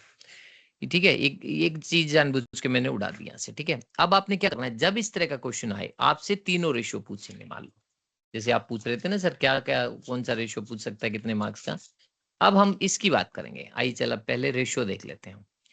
3 रेशियो एक ही इसी से निकालेंगे। मैं 3 रेशियो चाहूं तो आपको अलग अलग सिखाऊं, बट वो जो मेथड मैंने सिखाया ना उससे तीनों रेशियो एक ही बार में निकलेंगे। अभी आप चेक करेंगे, बल्कि 4 रेशियो कोशिश करेंगे हम निकालने की। यहाँ पर सबसे पहला रेशियो डेट इक्विटी रेशियो। इसके लिए सबसे पहले आपको चाहिए डेट, और डेट के लिए क्वेश्चन में मैंने लिखा था शायद कहीं पे, कहाँ लिखा था मैंने, डेट में था एनसीएल। हाँ एनसीएल। लेकिन क्या क्या इंक्लूड करेंगे वो मैंने आपको बताया था। आइए जरा हम चेक कर लेते हैं। डेट का मतलब है एनसीएल, लॉन्ग टर्म बोरोइंग दिखाई दे जाए आपको कहीं भी, या कोई भी लॉन्ग टर्म प्रोविजन दिखाई दे जाए, सभी को ऐड करो और उसका मतलब होता है एनसीएल या फिर लॉन्ग टर्म डेट, या सिर्फ डेट भी बोलते हैं हम इसको। ठीक है, शेयर होल्डर फंड दिखाई दे जाए कहीं भी आपको, तो इसमें क्या क्या लेना है, शेयर कैपिटल किसी भी तरह का हो, चाहे प्रेफरेंस शेयर कैपिटल हो या इक्विटी शेयर कैपिटल हो, and reserve and surplus. NCA का मतलब होता है कोई भी किसी तरह की लॉन्ग टर्म असेट दिखाई दे जाए आपको, जिसमें मैंने एग्जांपल्स यहाँ दिए हुए हैं। और एनसीए मैंने कहा बहुत रेयर केस में होता है, होगा ही नहीं मान के चलो आप, लॉन्ग टर्म इन्वेस्टमेंट। ठीक है, अगर होगा तो मान लेंगे, नहीं तो नहीं मानेंगे आप। अब आइए हमारे क्वेश्चन पे। तो सबसे पहले यहाँ फॉर्मूले लिखे, मैं वहां फॉर्मूले भी लिखूंगा अभी क्वेश्चन में। तो अपने को सबसे पहले क्या करना, आंसर निकालना है। आंसर के लिए मैंने आपको पहले ही ट्रिक सिखा दी थी। आपने क्या करना है, एनसीए, एनसीआई और सीए ऐसे लिख लेना है। और इधर लिखेंगे शेयर होल्डर फंड, आपने फुल फॉर्म लिखनी है, ध्यान रखें आप ये, एनसीएल और सीएल, और सभी को आप यहाँ ले लेंगे। ठीक है, अब आपने क्या करना है, ये हमारी असेट साइड है राइट हैंड में, और ये लायबिलिटी है हमारी। अब क्या करेंगे हम, शेयर कैपिटल कितना है आपका 30, तो शेयर होल्डर फंड का मतलब होता है share capital 3 lakh plus reserve and surplus, दोनों को ऐड कर दूं शेयर कैपिटल को और इसको, तो शेयर होल्डर फंड बन जाता है ये हमारा 350 हो गया दोनों को ऐड करने के बाद। ठीक है, यहाँ मैंने ब्रैकेट भी कर दिया ताकि ध्यान रहे। लॉन्ग टर्म बोरोइंग और लॉन्ग टर्म प्रोविजन दोनों को ऐड कर दूं तो क्या बन गया, डेट बन गया। तो दोनों को मिला के मैं 7 लाख रुपए यहाँ लिख रहा हूँ। और साथ में सीएल, सीएल जो है हमारी यहाँ पे होगी 50,000। अब सभी को अगर मैं ऐड कर दूं तो 3 और 7 10 लाख, और ये हो गया 11 लाख। ठीक है, अब दूसरी साइड क्या है, अगर आपका ये लायबिलिटी 11 है तो टोटल असेट भी 11 ही होगा, जिसमें से मैंने एनसीए दे दिया आपको 8 लाख। और क्वेश्चन में एनसीआई मैंने कहा था क्वेश्चन में अगर कुछ भी ना बोले तो आप उसको डैश कर देना, 0 मान लेना। तो बचा हुआ डिफरेंस हो गया सीए, और सीए कितना है आपका क्वेश्चन में 3 लाख। ठीक है, क्योंकि 11 में से 8 माइनस कर दे। आइए जरा एक एक करके रेशियो निकालते हैं। सबसे पहला रेशियो है डेट इक्विटी रेशियो। डेट को ऊपर रखना है और इक्विटी को नीचे रखना है। डेट का मतलब एनसीएल, तो पहला आपका आंसर आएगा 7 लाख, डिवाइड बाई इक्विटी का मतलब शेयर होल्डर फंड 350। रेशियो आ गया 2:1। पहला रेशियो खत्म। दूसरा ratio total asset to debt ratio. Total asset देखो कितना हमारा 11 यहां रखेंगे आप, और अपॉन में करेंगे डेट। डेट कितना क्वेश्चन में 7 लाख, ऊपर आ गया आपका 1.57 1.57 अपॉन 1। 1। थर्ड वन है आपका प्रोप्राइटर रेशियो। प्रोप्राइटर में क्या लेना है आपने, ऊपर किसको रखना है आपने, इक्विटी को, ये यानी कि शेयर होल्डर फंड 350, और अपॉन में total asset 11 lakh, sorry 11 lakh ही है, 1150 नहीं है। तो ये हो गया आपके पास 35 अपॉन 110। ये कितना आ गया, एक बार डिवाइड करके बताना जरा। 0.318। 0.318 18 अपॉन में 1। ठीक है, अब आपके देखो 3 रेशियो सिर्फ एक बैलेंस शीट की वजह से कितने जल्दी हो गए, देख रहे हैं आप। ये बेनिफिट है इस बैलेंस शीट का। तो ये शॉर्टकट ट्रिक जो है ना आपने यूज करनी है ताकि आपका एग्जाम में पेपर जल्दी हो जाए। ठीक है, क्वेश्चन जल्दी हो जाए। अब मैं अगर आपको क्वेश्चन में मान लीजिए 4th नंबर पे इसी के अंदर क्वेश्चन में मैं बोल दूं आपका 4th नंबर पे एक और C R equal to C A upon C L निकाल दो। लो जी, सी ए नहीं था क्वेश्चन में, लेकिन इस बैलेंस शीट की हेल्प से क्या हो गया, सी ए भी निकल गया ना। तो इट मीन्स के सी ए की कितना हो गया आपका 3 लाख और सी एल कितना हो गया 50 और सी आर हो गया अब आपके पास मान लीजिए 6:1। अगर क्वेश्चन में मान लो सीए के अंदर में यहाँ पे एक छोटा सा पार्ट और डाल देता 50,000 का, मान लो मैं डाल देता, मान लो 50,000 का या 1 लाख का मैं स्टॉक डाल देता, 150 का डाल देता, स्टॉक और डाल देता, तो नेचुरल सी बात है कि सीए आपका 3 लाख है, स्टॉक होता है आपका 150, तो 150 हटाओ कितना बचा 150, तो लिक्विड एसेट भी आ जाता। तो इसका मतलब आप समझ रहे हैं मैं क्या कहना चाह रहा हूँ। देखो एक बैलेंस शीट से पांचों रेशियो कैलकुलेट कर सकते हो, तो इसीलिए आपसे इकलौता एक रेशियो नहीं पूछा जाएगा, कम से कम 5 या 6 रेशियो पूछे जाएंगे। लेकिन ध्यान क्या रखना है, सबको कहीं ना कहीं आपस में कनेक्ट करना, और उसको कनेक्ट करने का मेथड है बैलेंस शीट। ठीक है, तो आई होप सर कि आपको ये क्लियर हो गया होगा। हेलो हाँ बेटा, सर, ये करंट एसेट्स कैसे आया करंट एसेट देखो 3 बेटा, लाख? टोटल जो आपकी लाइबिलिटी है ना ये 11 लाख, मैंने आपको कहा था यस कि sir. Liability always will be equals to total asset, तो जितना लाइबिलिटी हम्म। उतना असेट भी होगा, तो 11 मैंने यहाँ यस। लिख दिया। तो नॉन करंट एसेट क्वेश्चन में थी 8 लाख रुपए, ये गिवन था वो देखो ऊपर, हाँ। है ना। तो यस सर। 11 में से 8 माइनस करोगे तो ये 3 डिफरेंस निकाल गया यस बेटा। सर। ठीक है, ठीक है सर। अब यस एक सर। क्वेश्चन मैं आप लोगों को दे रहा हूँ, आप लोगों ने कैलकुलेट करना है। ठीक है, और आपको सिर्फ 5 मिनट मिलेंगे। अगर आपने ये कैलकुलेट कर दिया तो क्वेश्चन इस साल समझ आ गया, और नहीं तो आपने क्वेश्चन गड़बड़ कर दिया। ठीक है, 5 मिनट दूंगा सिर्फ मैं 5। ठीक है, क्योंकि फिर मैंने कराना है, लास्ट में फिर कोई डाउट होंगे तो मुझे लगता है आज की क्लास में तो शायद कोई डाउट नहीं होगा आप लोगों का किसी भी तरह का। नहीं सर। चलिए, क्वेश्चन नंबर 12 मैं लिख रहा हूं, तो सभी आप नोट कर लें या जैसे भी आपको कंफर्टेबल लगे। मान लीजिए यहाँ पे है लेते हैं 10% preference shares, preference shares capital. ध्यान से मैं वर्ड को जानबूझ के ऐसे लिखूंगा, लेकिन मैंने सभी वर्ड बोले हैं यहाँ पर, ध्यान रखिएगा। और मुझसे पूछना नहीं है किसी ने भी सर इसका क्या करेंगे क्या क्या नहीं करेंगे। ठीक है, क्योंकि लास्ट में मैं ही कराऊंगा, आप अपने तरफ से कोशिश करें एक बार। इक्विटी शेयर कैपिटल, ठीक है, इक्विटी शेयर कैपिटल मान लेते हैं 2 लाख रुपए। उसके बाद मान लेते हैं जनरल रिजर्व,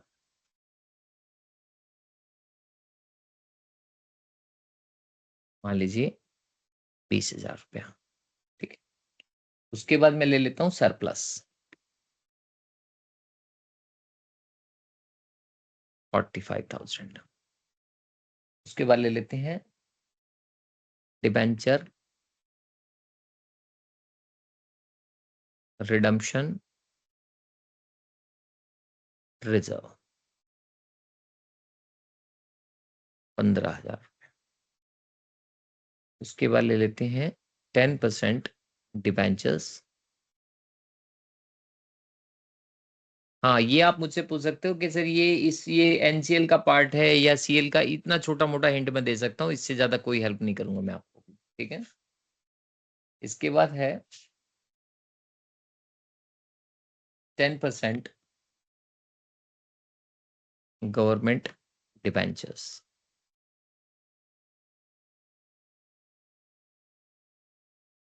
3 लाख रुपए के। और सीएल है क्वेश्चन में आपका मान लीजिए 92,000। ठीक है, ये क्वेश्चन है, आंसर आपको निकालना है। निकालना क्या है आपको ध्यान रखना है, आपको क्वेश्चन में वो 3 फॉर्मूले जो बोले हैं मैंने, करंट रेशियो या भी नहीं चाहिए हमें। ठीक है, अगर वो बाद में ऐड कर दें किसी और क्वेश्चन में, फिलहाल तीनों ये निकालने हैं। तो आपके पास सिर्फ 5 मिनट है।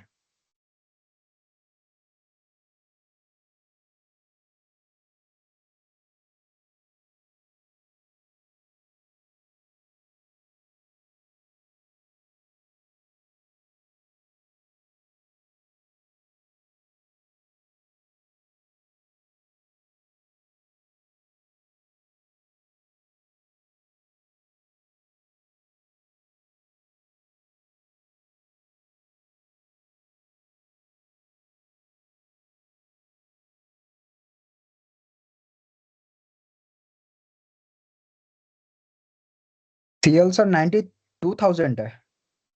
हाँ लास्ट में CL 92,000 है। अगर आपका ज्यादा दिक्कत आ रही है तो मैं इसको 1 लाख कर देता हूँ। मतलब अगर कैलकुलेट करने में प्रॉब्लम आ रही है तो किसी पे नहीं कैलकुलेट नहीं करना नहीं हो तो सर, उसको कोई 1 इशू लाख नहीं। कर दूं मैं? नहीं नहीं, कोई इशू नहीं सर, रहने दीजिए। और फाइंड क्या करना है सर? फाइंड करना वो तीनों रेशियो, ये जो मैंने अभी कराए थे आपको, देखो ये तीनों रेशियो है ना, ये debt equity ratio, total asset to debt ratio और प्रोप्राइटरी रेशियो, ये मैंने ये लिख दिए हैं। एक बार इसका स्क्रीनशॉट ले लो या तो आप, या फिर उसका ले लो, दोनों में से एक का। अच्छा या ऐसे भी दिख जाएंगे, ठीक है, ऐसे भी कर सकते हो आप। ये लो, रेशियो भी दिख रहे हैं और क्वेश्चन भी।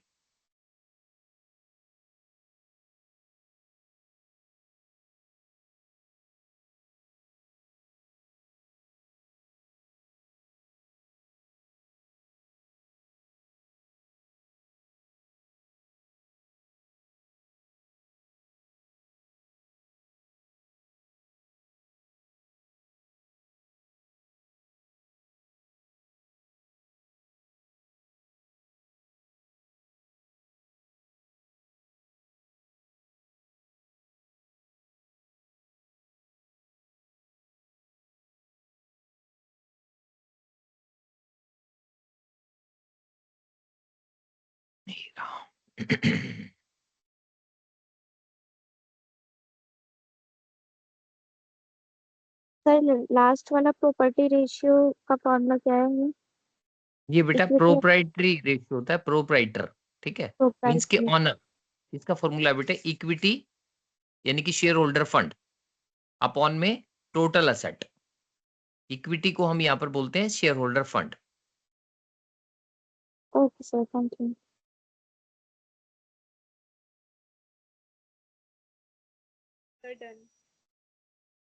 हो गया? यस। अभी आंसर डिस्क्लोज नहीं करना आपने, जब तक कि 1-2 लोग और ना बोल दें, फिर उसके बाद हम यहाँ लिखेंगे।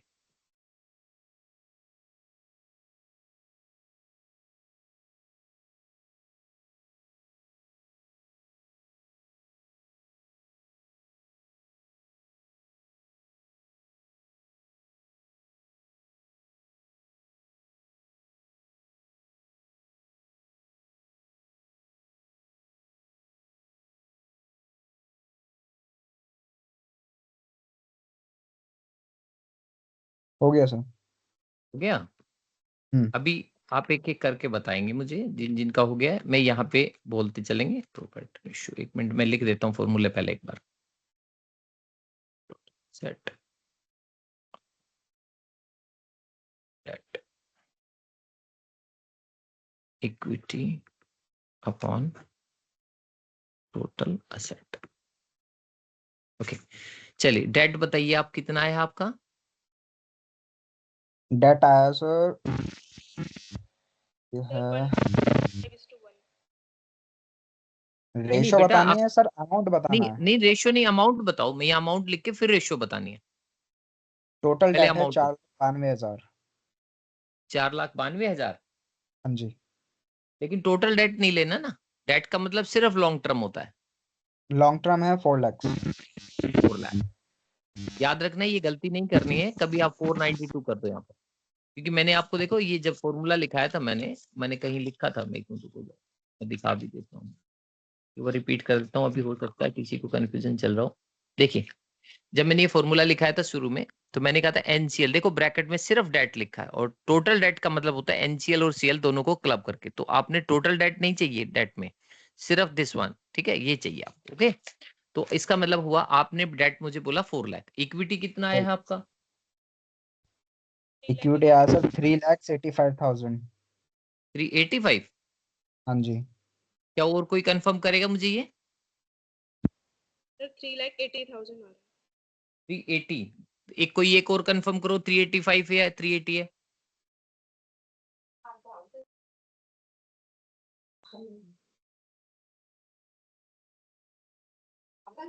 सर 10% प्रेफरेंस शेयर्स है हमारे पास, और इक्विटी शेयर कैपिटल 2 लाख की है। जर्नल हाँ रिजर्व हमारे पास 20,000 के हैं, और हाँ, सरप्लस हमारे 320। पास 45,000 का है। ठीक है, और 365। और रिडम्पशन रिजर्व्स है हमारे पास 20,000 के। 20 नहीं, 15 है ये। अच्छा देखो 15,000 है हाँ ये 15 है देखो। तो 380 होगा फिर, क्योंकि मैंने 20 से हाँ लिया है फिर। अच्छा, हम्म। तो ये 380 हो गया। आप बताओ मुझे रेशियो क्या आया आप लोगों का? ये 4 lakhs अपॉन हो जाएगा 380। 385। 20:19। नहीं बेटा, और शॉर्ट करना है आपने, जितना छोटा कर सकते डिवाइड करके करो इसको, नीचे वाले को 1 कैलकुलेट करो आप। 19 को डिवाइड करो 20, मतलब 20 को डिवाइड करो 19 से।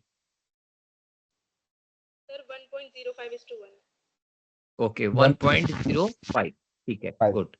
सारे वेरीफाई कर लेना भाई, आप सभी का यही आना चाहिए आंसर, ठीक है। अब टोटल असेट क्वेश्चन में कितना आया था आप लोगों का? क्योंकि डेट और इक्विटी दोनों को ऐड कर दो और सीएल को ऐड कर दो। टोटल एसेट्स हैं 877,000। ये वॉइस क्लियर नहीं आ रही आपकी, एक बार फिर से रिपीट करेंगे।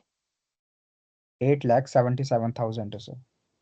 77,000। इसमें फिर हमारा 5,000 77 से नहीं होगा मुझे लग रहा है, नहीं नहीं एक मिनट पाँच सुनो। हजार कम जैसे हो 5,000 से कम हो हाँ, जाएगा। क्योंकि आपका मैं वही 92 ही ऐड मेरा करना है 5 इसमें, ठीक एडेड है। है। हाँ हाँ उसको ठीक कर लो आप। 72 हो जाएगा। 872 डिवाइडेड बाय डेट है आपका 4 लाख।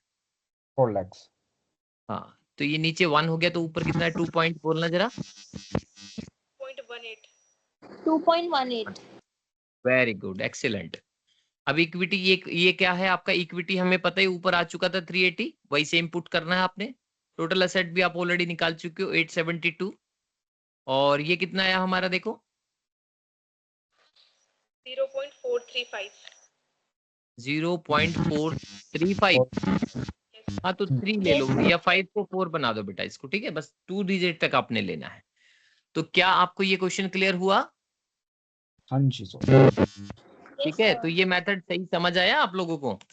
सर इसमें एक क्वेश्चन था मेरा। सर जब हम प्लीज। डिबेंचर्स की बात करते हैं तो हाँ डिबेंचर्स हाँ हम जनरली एनसीएल के अंदर लेते हैं ना? हाँ एनसीएल में ही लिया है हमने अब भी। सर यहाँ पे जब हम इक्विटी कैलकुलेट कर रहे हैं तो equity means that we are calculating shareholder fund. हाँ शेयर होल्डर फंड। तो सर उस केस में एनसीएल का पार्ट कैसे ऐड होगा उसमें? नहीं तो शेयर होल्डर फंड में कहाँ लिया हमने, इसको लिया ही नहीं हमने। देखो आप ये देखो ना, हमने जो इक्विटी लिया, इक्विटी में लिया हमने ऊपर के 4 आइटम, ये लिए हमने, यहाँ ये 5, इन सब को ऐड करो। हमने इक्विटी में सिर्फ ये लिया है, equity mean share holder fund में ये लिया है, और ये एनसीएल में लिया है हमने, और ये सीएल हो गया। देखो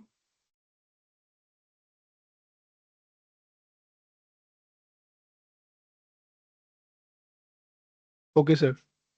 ठीक है। चलिए एक क्वेश्चन और दे रहे हैं, लास्ट क्वेश्चन है ये हमारा। इसके बाद मैं आपको 1-2 क्वेश्चन प्रैक्टिस के लिए दे दूंगा, फिर क्लास को ओवर कर देंगे हम लोग, ठीक है। बस एक क्वेश्चन और ट्राई कर सकते हैं आप, क्योंकि थोड़ा सा मेरे दिमाग में आ गया क्वेश्चन एकदम से। अभी आपने पूछा ना, उसी के बेस पे आया, एकदम से स्ट्राइक किया। तो ये मान लीजिए टोटल असेट है मेरे पास, सपोज करो 330 की, और क्वेश्चन में है आपकी टोटल डेट दिए हुए हैं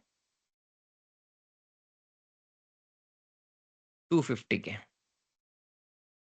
और क्वेश्चन में सीएल मान लेता हूँ। चलो थोड़ा आसान कर देते हैं, अगला एक और देंगे, फिर इसके बाद अगर ये हो गया तो फिर एक और दे देंगे आप।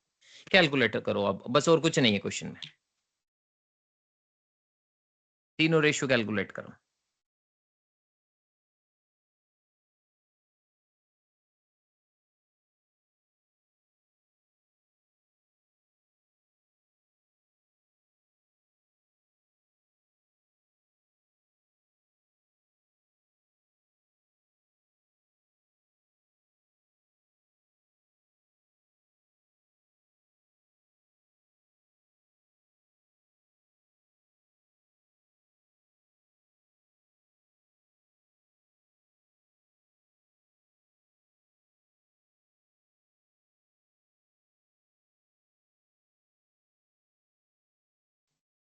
सर इसके ऊपर वाले क्वेश्चन पे ही वापस से सर एक क्वेश्चन था मेरा। हाँ प्लीज। सर जब हमने फिफ्थ में डिबेंचर्स रिडम्पशन रिजर्व लिया, ठीक है। सर वो हम एनसीएल का पार्ट ही मानेंगे ना? नहीं नहीं, वो शेयर होल्डर कोई भी रिजर्व, मैंने देखो उस टाइम बोला था रिजर्व एंड सरप्लस, कोई भी रिजर्व आपके पास है is the part of okay shareholder fund, ठीक ओके है। Sir reserve clear. कोई भी दिखाई दीजिए आप। ठीक है sir, then it's clear. Done sir. हो गया? अरे बड़ा जल्दी कर दिया यार आपने तो। अभी लेकिन आंसर डिस्क्लोज नहीं करना है आपने। Okay sir.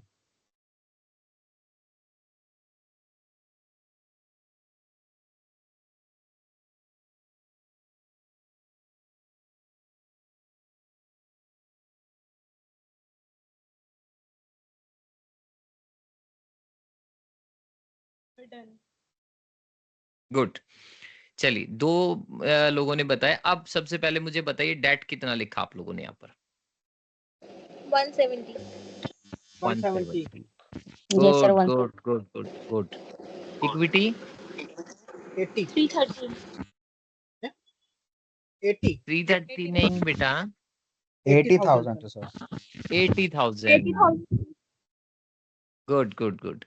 क्योंकि देखिए 330 तो आपका टोटल असेट है बेटे। टोटल असेट इक्वल्स टू क्या होता है? Current total liability. Total liability में से टोटल डेट को हटा दो, रिमेनिंग जो बचेगा शेयर होल्डर फंड आ जाएगा आपका, यानी कि इक्विटी।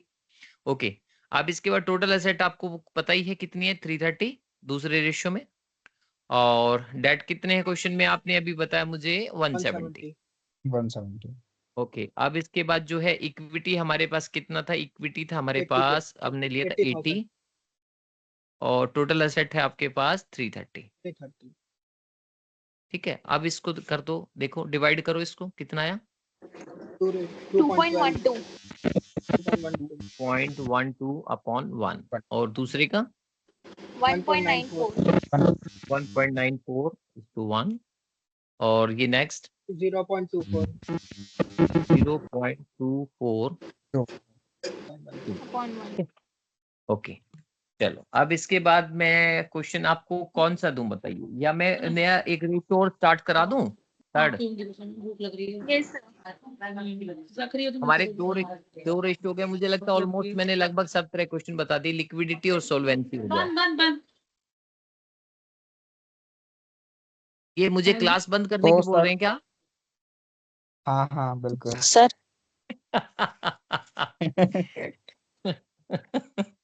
हाँ जी बताइए बेटा, प्लीज पूछिए। सर आपने इक्विटी कैसे निकाला था? इक्विटी कैसे निकाला था बेटा? देखो टोटल असेट, अभी मैंने बैलेंस शीट में बोला टोटल असेट हमेशा लायबिलिटी के बराबर होती है। देखो ऐसे साइड में बना देता हूँ यहाँ। देखो टोटल असेट आपकी 330 है, तो लायबिलिटी भी 330 हो गई इधर। शेयर होल्डर फंड और टोटल डेट का मतलब होता है डेट प्लस सीएल, दोनों को मिला के 250 है। 330 में से 250 माइनस करोगे तो शेयर होल्डर फंड आ जाएगा 80।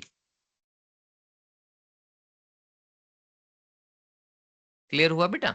पर सर सीएल तो अलग से 80 भी तो दे रखा है, वो दोनों को ऐड करेंगे तब जाकर उससे लेस करेंगे ना? बेटा टोटल डेट लिखा मेरे बच्चे, टोटल डेट लिखा। देखो ध्यान से, टोटल डेट का मतलब होता है लॉन्ग टर्म और शॉर्ट टर्म, यानी कि एनसीएल और सीएल दोनों को मिला के 250 है ये। सीएल तो मैंने इसलिए दे रखा है ताकि आपको डेट निकाला जा सके। अच्छा अच्छा, ठीक है सर। ठीक है, अब मैं आपको और अलग से क्वेश्चन दूं या अलग से रेशियो कराऊं? मैं एक क्वेश्चन और कर लो, क्योंकि आप लोगों ने बहुत जल्दी खींच दिया क्वेश्चन, मतलब उम्मीद नहीं थी मुझे इतनी स्पीड से क्वेश्चन करेंगे आप। चलो मैं एक थोड़ा कंफ्यूजन क्रिएट करता हूँ एक क्वेश्चन में, ठीक है? कोशिश करता हूँ कि आप लोग गलती करें। चलो एक लास्ट क्वेश्चन कर लेते हैं, नहीं फिर क्लास ओवर कर देंगे। ठीक है, वैसे कुछ बहुत सारे पेजेस कर लिए आप लोगों ने। कितने क्वेश्चन कर लिए? 13। My God. ठीक है, एक क्वेश्चन और ले लेते हैं। चलिए, शेयर, अरे यार क्या लिखता लिखता मैं लिख गया गलती। अब तो आप कर ही देंगे इस क्वेश्चन को। शेयर होल्डर फंड है 7 लाख, और टोटल डेट है आपके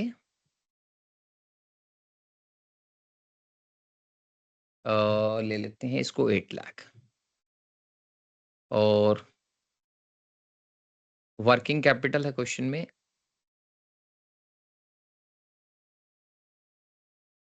आपके पास मान लीजिए 2 लाख रुपए,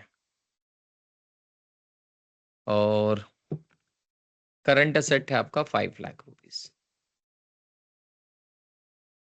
कैलकुलेट करो, आपने कैलकुलेट करना है। तीनों तो रेशियो डेट इक्विटी और करंट रेशियो भी निकाल दो इसमें। करो अब।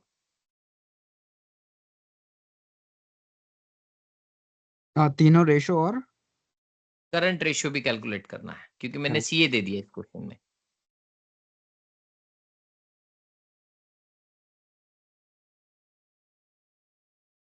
पहला डेट इक्विटी रेशियो निकालना है आप लोगों ने, डेट अपॉन इक्विटी, और सेकंड है आपका total asset to debt ratio,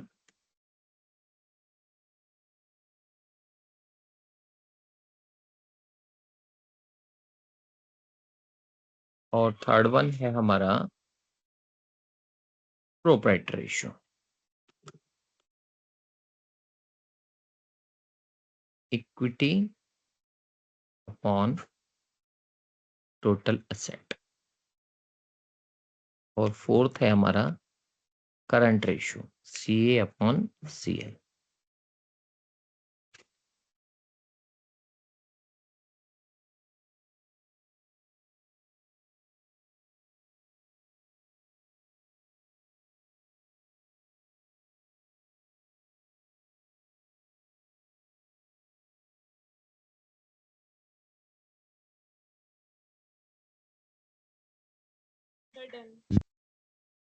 हो गया? कोई एक स्टूडेंट को और कंफर्म करने दो बेटा। हाँ जी सर, हो गया। हो गया, गुड। हम्म। चलिए स्टार्ट करते हैं। बाकी सब स्टूडेंट एक बार देखेंगे प्लीज। देखिए डेट बताओ बेटा कितने थे इस क्वेश्चन में हमारे? 5 lakhs। 5 lakh Five। Okay good. और इक्विटी कितना है क्वेश्चन में हमारा? 7। 7 लाख। 7। पता है मैं जानबूझ के पहले क्या देने वाला था इस क्वेश्चन में, शेयर होल्डर फंड जो है इसके चलो मैं बताऊंगा नहीं, क्वेश्चन में ही दे दूंगा। ये हो गया हमारे पास। रेशियो क्या है बेटा? ये 5:7 0.71। 7:1। और टोटल एसेट कितना है हमारा क्वेश्चन में? 15 lakh. 15 lakh. Okay, divide by debt कितना था हमारा क्वेश्चन में? 5। तो ये हो गया हमारे पास 3:1। और इक्विटी था क्वेश्चन में हमारा, आपने बताया 7 लाख। और डिवाइड बाय टोटल एसेट आपने बताया मुझे 15 लाख। 15। गुड। और ये नीचे हो गया 1। ये कितना गया बेटा हमारा? पॉइंट कितना है बेटा? 0.47। और CA अपॉन CL? 5 lakh by 3 lakh. 5 lakhs upon 3, 5 lakh upon 3, ये आएगा 1.67। 1.67 अपॉन 1। 1। कोई ऐसा है स्टूडेंट जिसको ये डाउट है इन रेशियोज में? सर ये टोटल एसेट बता दो एक बार। टोटल एसेट बेटे हम बैलेंस शीट बना रहे हैं एक बार, ठीक है। सबसे पहले लिखेंगे हम शेयर होल्डर फंड। क्वेश्चन में मैंने दिया था 7 लाख। ये लायबिलिटी साइड है हमारी, ये एसेट साइड है। ओके, उसके बाद टोटल डेट हमने क्वेश्चन में दिए 8 लाख, जिसमें से CL निकालना। तो वर्किंग कैपिटल का फॉर्मूला लिख रहे हैं नीचे, WC equal to CA minus CL। तो क्वेश्चन में CA मैंने दिया हुआ था इस बार 5 लाख, और वर्किंग कैपिटल दिया हुआ बेटा मैंने 2 लाख, और माइनस में करेंगे CL। तो CL को इधर रख लेंगे, मतलब उधर ले जाएंगे तो ये प्लस का हो जाएगा। और ये 5 लाख माइनस करेंगे 2 लाख, तो CL आ गया क्वेश्चन में आपका 3 लाख। ठीक है, तो 3 लाख CL हो गया। तो टोटल डेट कितने दे रखे? देखो मैंने 8 लाख। तो इसका मतलब सिर्फ डेट या NCL जिसको हम बोल सकते हैं, टोटल 8 है, तो 8 में से 5 ये हो गया, और CL हो गया बेटा हमारा 3 लाख। और सभी को ऐड करेंगे तो ये हो गया हमारे पास 15। अब दूसरी साइड क्या है? NCA, NCI और CA। अब क्वेश्चन में हमने क्या किया है? 15 लाख की आपका लायबिलिटी है, तो 15 ही सेट होगा, जिसमें से CA कितना क्वेश्चन में कैलकुलेट किया हमने? 5 लाख। तो NCA कितना हो गया? ऑटोमेटिक 10 लाख, अगर क्वेश्चन में गिवन नहीं है। और NCI को मैंने कहा था डैश कर लो। क्लियर हुआ बेटा ये question? Yes sir, clear, thank you. Good. तो अभी क्लास को ओवर करें या अभी मैं नया रेशियो कराऊं? क्या बताइए आप लोग, बोलिए। कोई भी डाउट हो किसी का, कोई भी किसी तरह का डाउट? वैसे तो इनफ कर लिया आप लोगों ने, मेरे ख्याल से 14 क्वेश्चन कम नहीं होते हैं, और 5 रेशियो पे हो गए। NCA 10 लाख कैसे हुआ? NCL? हाँ सर, 5 लाख। NCA 10 लाख ऊपर एसेट्स में। असेट्स में NCA टोटल 15 लाख है ना असेट, देखो ये रहा 15 हाँ में से सर। 5 लाख रुपए करंट असेट है, तो बाकी रिमेनिंग क्या हुआ, एनसीए। Okay sir. कोई डाउट है अभी तक के क्वेश्चनों में किसी भी तरह का? आप बताइए, अगर कहो तो मैं एक रेशियो और सर- करा दूं आगे। हाँ जी सर, करवा दो। Sir total debt NCL plus CL होता है। हाँ ये मेरा टोटल क्वेश्चन। टोटल बेटा ये है ना ठीक। हमारा, इसको टोटल रेट बोल। ठीक है सर। चलिए एक रेशियो और करा देते हैं, मेरे ख्याल से तब तक थोड़ा टाइम हो जाएगा। एक रेशियो और ले लेते हैं, थर्ड रेशियो का एक पार्ट करा देते हैं, और एक पार्ट से मेरे ख्याल से 10-5 मिनट का और हमारा हो ही जाएगा। देखिए 2 रेशियो हमारे आज हो गए हैं, तीसरा रेशियो हमें वैसे उम्मीद नहीं थी इतने सारे क्वेश्चन हो जाएंगे, बट आपने कैलकुलेट बहुत जल्दी किए हैं। थर्ड रेशियो है हमारा एक्टिविटी रेशियो। एक्टिविटी रेशियो, या हम इसको बोलते हैं और टर्नओवर रेशियो। इसको आपने प्योर रेशियो जैसे हमने अभी निकाले ना, ये फ्रैक्शन में निकाले, तो आपने क्या करना है, ये प्योर रेशियो बोलते हैं हम इसको परसेंटेज में कैलकुलेट करना है। तो इसमें जो मोस्ट मोस्ट मोस्ट इंपॉर्टेंट जो रेशियो है वह हमारा पहला, वो है इन्वेंट्री टर्नओवर रेशियो, और इसका फॉर्मूला होता है हमारा COGS अपॉन एवरेज इन्वेंट्री या एवरेज स्टॉक। अब ये COGS कैसे कैलकुलेट करना है, मैं इसका हिंट लिखता हूं फिर क्वेश्चन स्टार्ट करेंगे। COGS यहां लिख रहा हूं, इसकी फुल फॉर्म होती है cost of goods sold.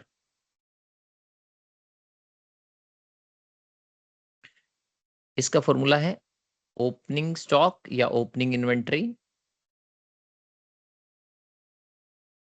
Plus net purchases, जो गुड्स आपने पूरे साल में खरीदा होगा, प्लस डायरेक्ट एक्सपेंसेस,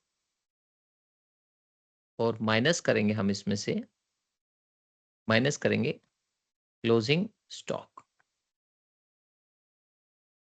ठीक है, तो इस अगर ओपनिंग स्टॉक का क्वेश्चन में आपको पता है, परचेजेस क्वेश्चन में पता है, डायरेक्ट एक्सपेंसेस आपको पता है क्वेश्चन में, क्लोजिंग स्टॉक पता है, तो आप इस फॉर्मूले से COGS निकाल सकते हैं। लेकिन अगर नहीं पता है तो फिर दूसरा फॉर्मूला मैं लिख रहा हूं यहां पर COGS का, और ज्यादातर क्वेश्चन में यही मिलेगा आपको। जो आपकी नेट सेल्स होगी उसमें से माइनस कर देना अपना ग्रॉस प्रॉफिट। ठीक है, तो ग्रॉस प्रॉफिट माइनस करने के बाद जो आएगा वो COGS आ जाएगा आपका। ठीक है, इसका मतलब हुआ कि अगर मैं ग्रॉस प्रॉफिट को और COGS कॉस्ट को जोड़ दूं, आप ऐसे समझे कि मान लीजिए मेरे प्रोडक्ट, मैंने कोई एक प्रोडक्ट परचेज किया 100 रुपीज का, और 20 प्रॉफिट जोड़ के 120 का सेल किया, तो इसका मतलब हुआ ये हो गई 100, ये हो गया 20, और दोनों को मिला के सेल वैल्यू होगी 120। ठीक है, अब ये तो हो गया COGS का फॉर्मूला। अब एवरेज स्टॉक है हमारा क्वेश्चन में, एवरेज स्टॉक कैसे कैलकुलेट करेंगे? एवरेज स्टॉक मान लीजिए क्वेश्चन में है, नहीं मान लीजिए क्या, ये तो फॉर्मूला लिख रहे हैं हम, ओपनिंग स्टॉक प्लस में क्लोजिंग स्टॉक यानी कि इन्वेंट्री, और डिवाइडेड बाय 2। ठीक है, तो ये हमारे पास फॉर्मूला हो गया। अब मैं इसका एक क्वेश्चन ले लेता हूं, थोड़ा सा उसको समझा देते हैं, फिर उसके बाद एक आधा क्वेश्चन आपको दे भी देंगे। ठीक है, क्वेश्चन नंबर कितने हो गए थे हमारे? 13, क्वेश्चन नंबर 14। ठीक है, 14 मान लीजिए क्वेश्चन में ऐसे दिया हुआ है आपको, सेल्स दिया हुआ है 5 लाख रुपीस, और ग्रॉस प्रॉफिट दिया क्वेश्चन में 25% ऑन कॉस्ट। ठीक है, और स्टॉक दिया है क्वेश्चन में, ओपनिंग स्टॉक दिया है मान लो 50,000, और क्लोजिंग स्टॉक मान लीजिए क्वेश्चन में बोला है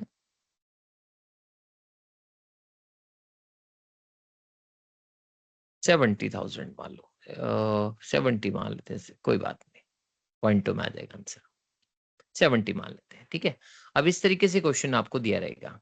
अब मैंने आपको क्या कहा था, 2 तरीके हैं COGS को निकालने के। पहला ओपनिंग स्टॉक पता है हमें क्वेश्चन में, दूसरा परचेज दिखाई नहीं दे रहा, तो इसका मतलब फर्स्ट फॉर्मूले से तो आप आंसर बिल्कुल भी नहीं निकाल सकते। इस फॉर्मूले से तो आंसर बिल्कुल नहीं निकलेगा आपका, क्योंकि परचेज ही नहीं पता। दूसरा डायरेक्ट एक्सपेंसेस, मान लीजिए परचेज भी पता होता तो डायरेक्ट एक्सपेंसेस को हम जीरो भी लेट कर लेते हैं, बट क्वेश्चन में परचेज ही नहीं पता है तो इस फॉर्मूले से आप नहीं करेंगे। अब आते हैं दूसरा फॉर्मूला। तो सीओजीएस किसके इक्वल होता है? सेल्स में से माइनस कर दो ग्रॉस प्रॉफिट, या सीओजीएस में ऐड कर दो ग्रॉस प्रॉफिट, तो सेल के इक्वल आ जाएगा। तो ये फॉर्मूला हमारी हेल्प करेगा। तो आइए जरा अब हम चेक करते हैं। तो मैंने बोला था आपको सीओजीएस और इसमें ऐड कर देते हैं ग्रॉस प्रॉफिट, तो बन जाएगा आपका सेल्स। ऐसे आप लिख लेंगे। अब क्वेश्चन में सेल्स हमें पता है 5 लाख है आपका, ठीक है, क्वेश्चन में पता है सेल्स है आपका 5 लाख। सीओजीएस हमें चाहिए, क्वेश्चन में ग्रॉस प्रॉफिट दिया 25%, तो यहाँ तो अमाउंट निकालेंगे, इसके थोड़े साइड में यहाँ पे आप लिख दें 25% है ग्रॉस प्रॉफिट, ये वाला। अगर ग्रॉस प्रॉफिट 25% है, अब आपने थोड़ा सा ध्यान रखना है इसमें, जब भी ऐसा क्वेश्चन आएगा और मैं कहता हूँ 100% आता है, ठीक है। ग्रॉस प्रॉफिट क्वेश्चन में दिया हुआ 25%, आपने ध्यान से लैंग्वेज पढ़नी है। 25% या तो ऑन कॉस्ट होगा या ऑन सेल होगा, ठीक है। तो अगर ऑन सेल होता तो कोई प्रॉब्लम नहीं थी, 5 लाख का सीधा 25% निकाल लेते। बट यहाँ पे इसने बोल दिया ऑन कॉस्ट, तो कॉस्ट तो हमें पता ही नहीं ना। तो कॉस्ट अगर पता नहीं तो फिर क्या करें? तो आपने क्या करना है, लेट कर लेना है इसको 100%, ठीक है। आप इसको लेट करेंगे 100, और हमें पता है क्वेश्चन में कि सीओजीएस और ग्रॉस प्रॉफिट दोनों को अगर मैं जोड़ दूं तो मेरा दोनों को जोड़ के बनता है सेल। तो इट मींस कि अगर 100 मेरी कॉस्ट है, 25 मेरा प्रॉफिट है, तो इसका मतलब मेरी सेल किसको रिप्रेजेंट करेगी? 125% को। अब आपने क्या करना है, यहाँ सीओजीएस निकाल लो नीचे। सीओजीएस कैसे निकलेगा अब आपका? अगर आपकी सेल है 5 लाख जो कि रिप्रेजेंट करती है 125 को, तो 125 से डिवाइड कर दो, इनटू कितने की वैल्यू? 1% की वैल्यू आ जाएगी ना। 5 लाख को 125 से डिवाइड करो तो 1% की वैल्यू आ जाएगी। आपको चाहिए सीओजीएस, तो सीओजीएस क्वेश्चन में कितना है आपका? 100। तो अब आप इसको कट कर देंगे, तो यहाँ पे करेंगे 25 से काटेंगे तो 5, और इसको काटेंगे तो 4, 5 से काटेंगे तो ये हो गया आपका 1 लाख। 1 लाख मल्टीप्लाई बाई 4 करेंगे तो 4 लाख हो गया। इट मीन्स कि सीओजीएस आ गया क्वेश्चन में 4 लाख, और इसका 25% बोला था ना ग्रॉस प्रॉफिट, तो इसका 25% कितना हुआ? 1 लाख।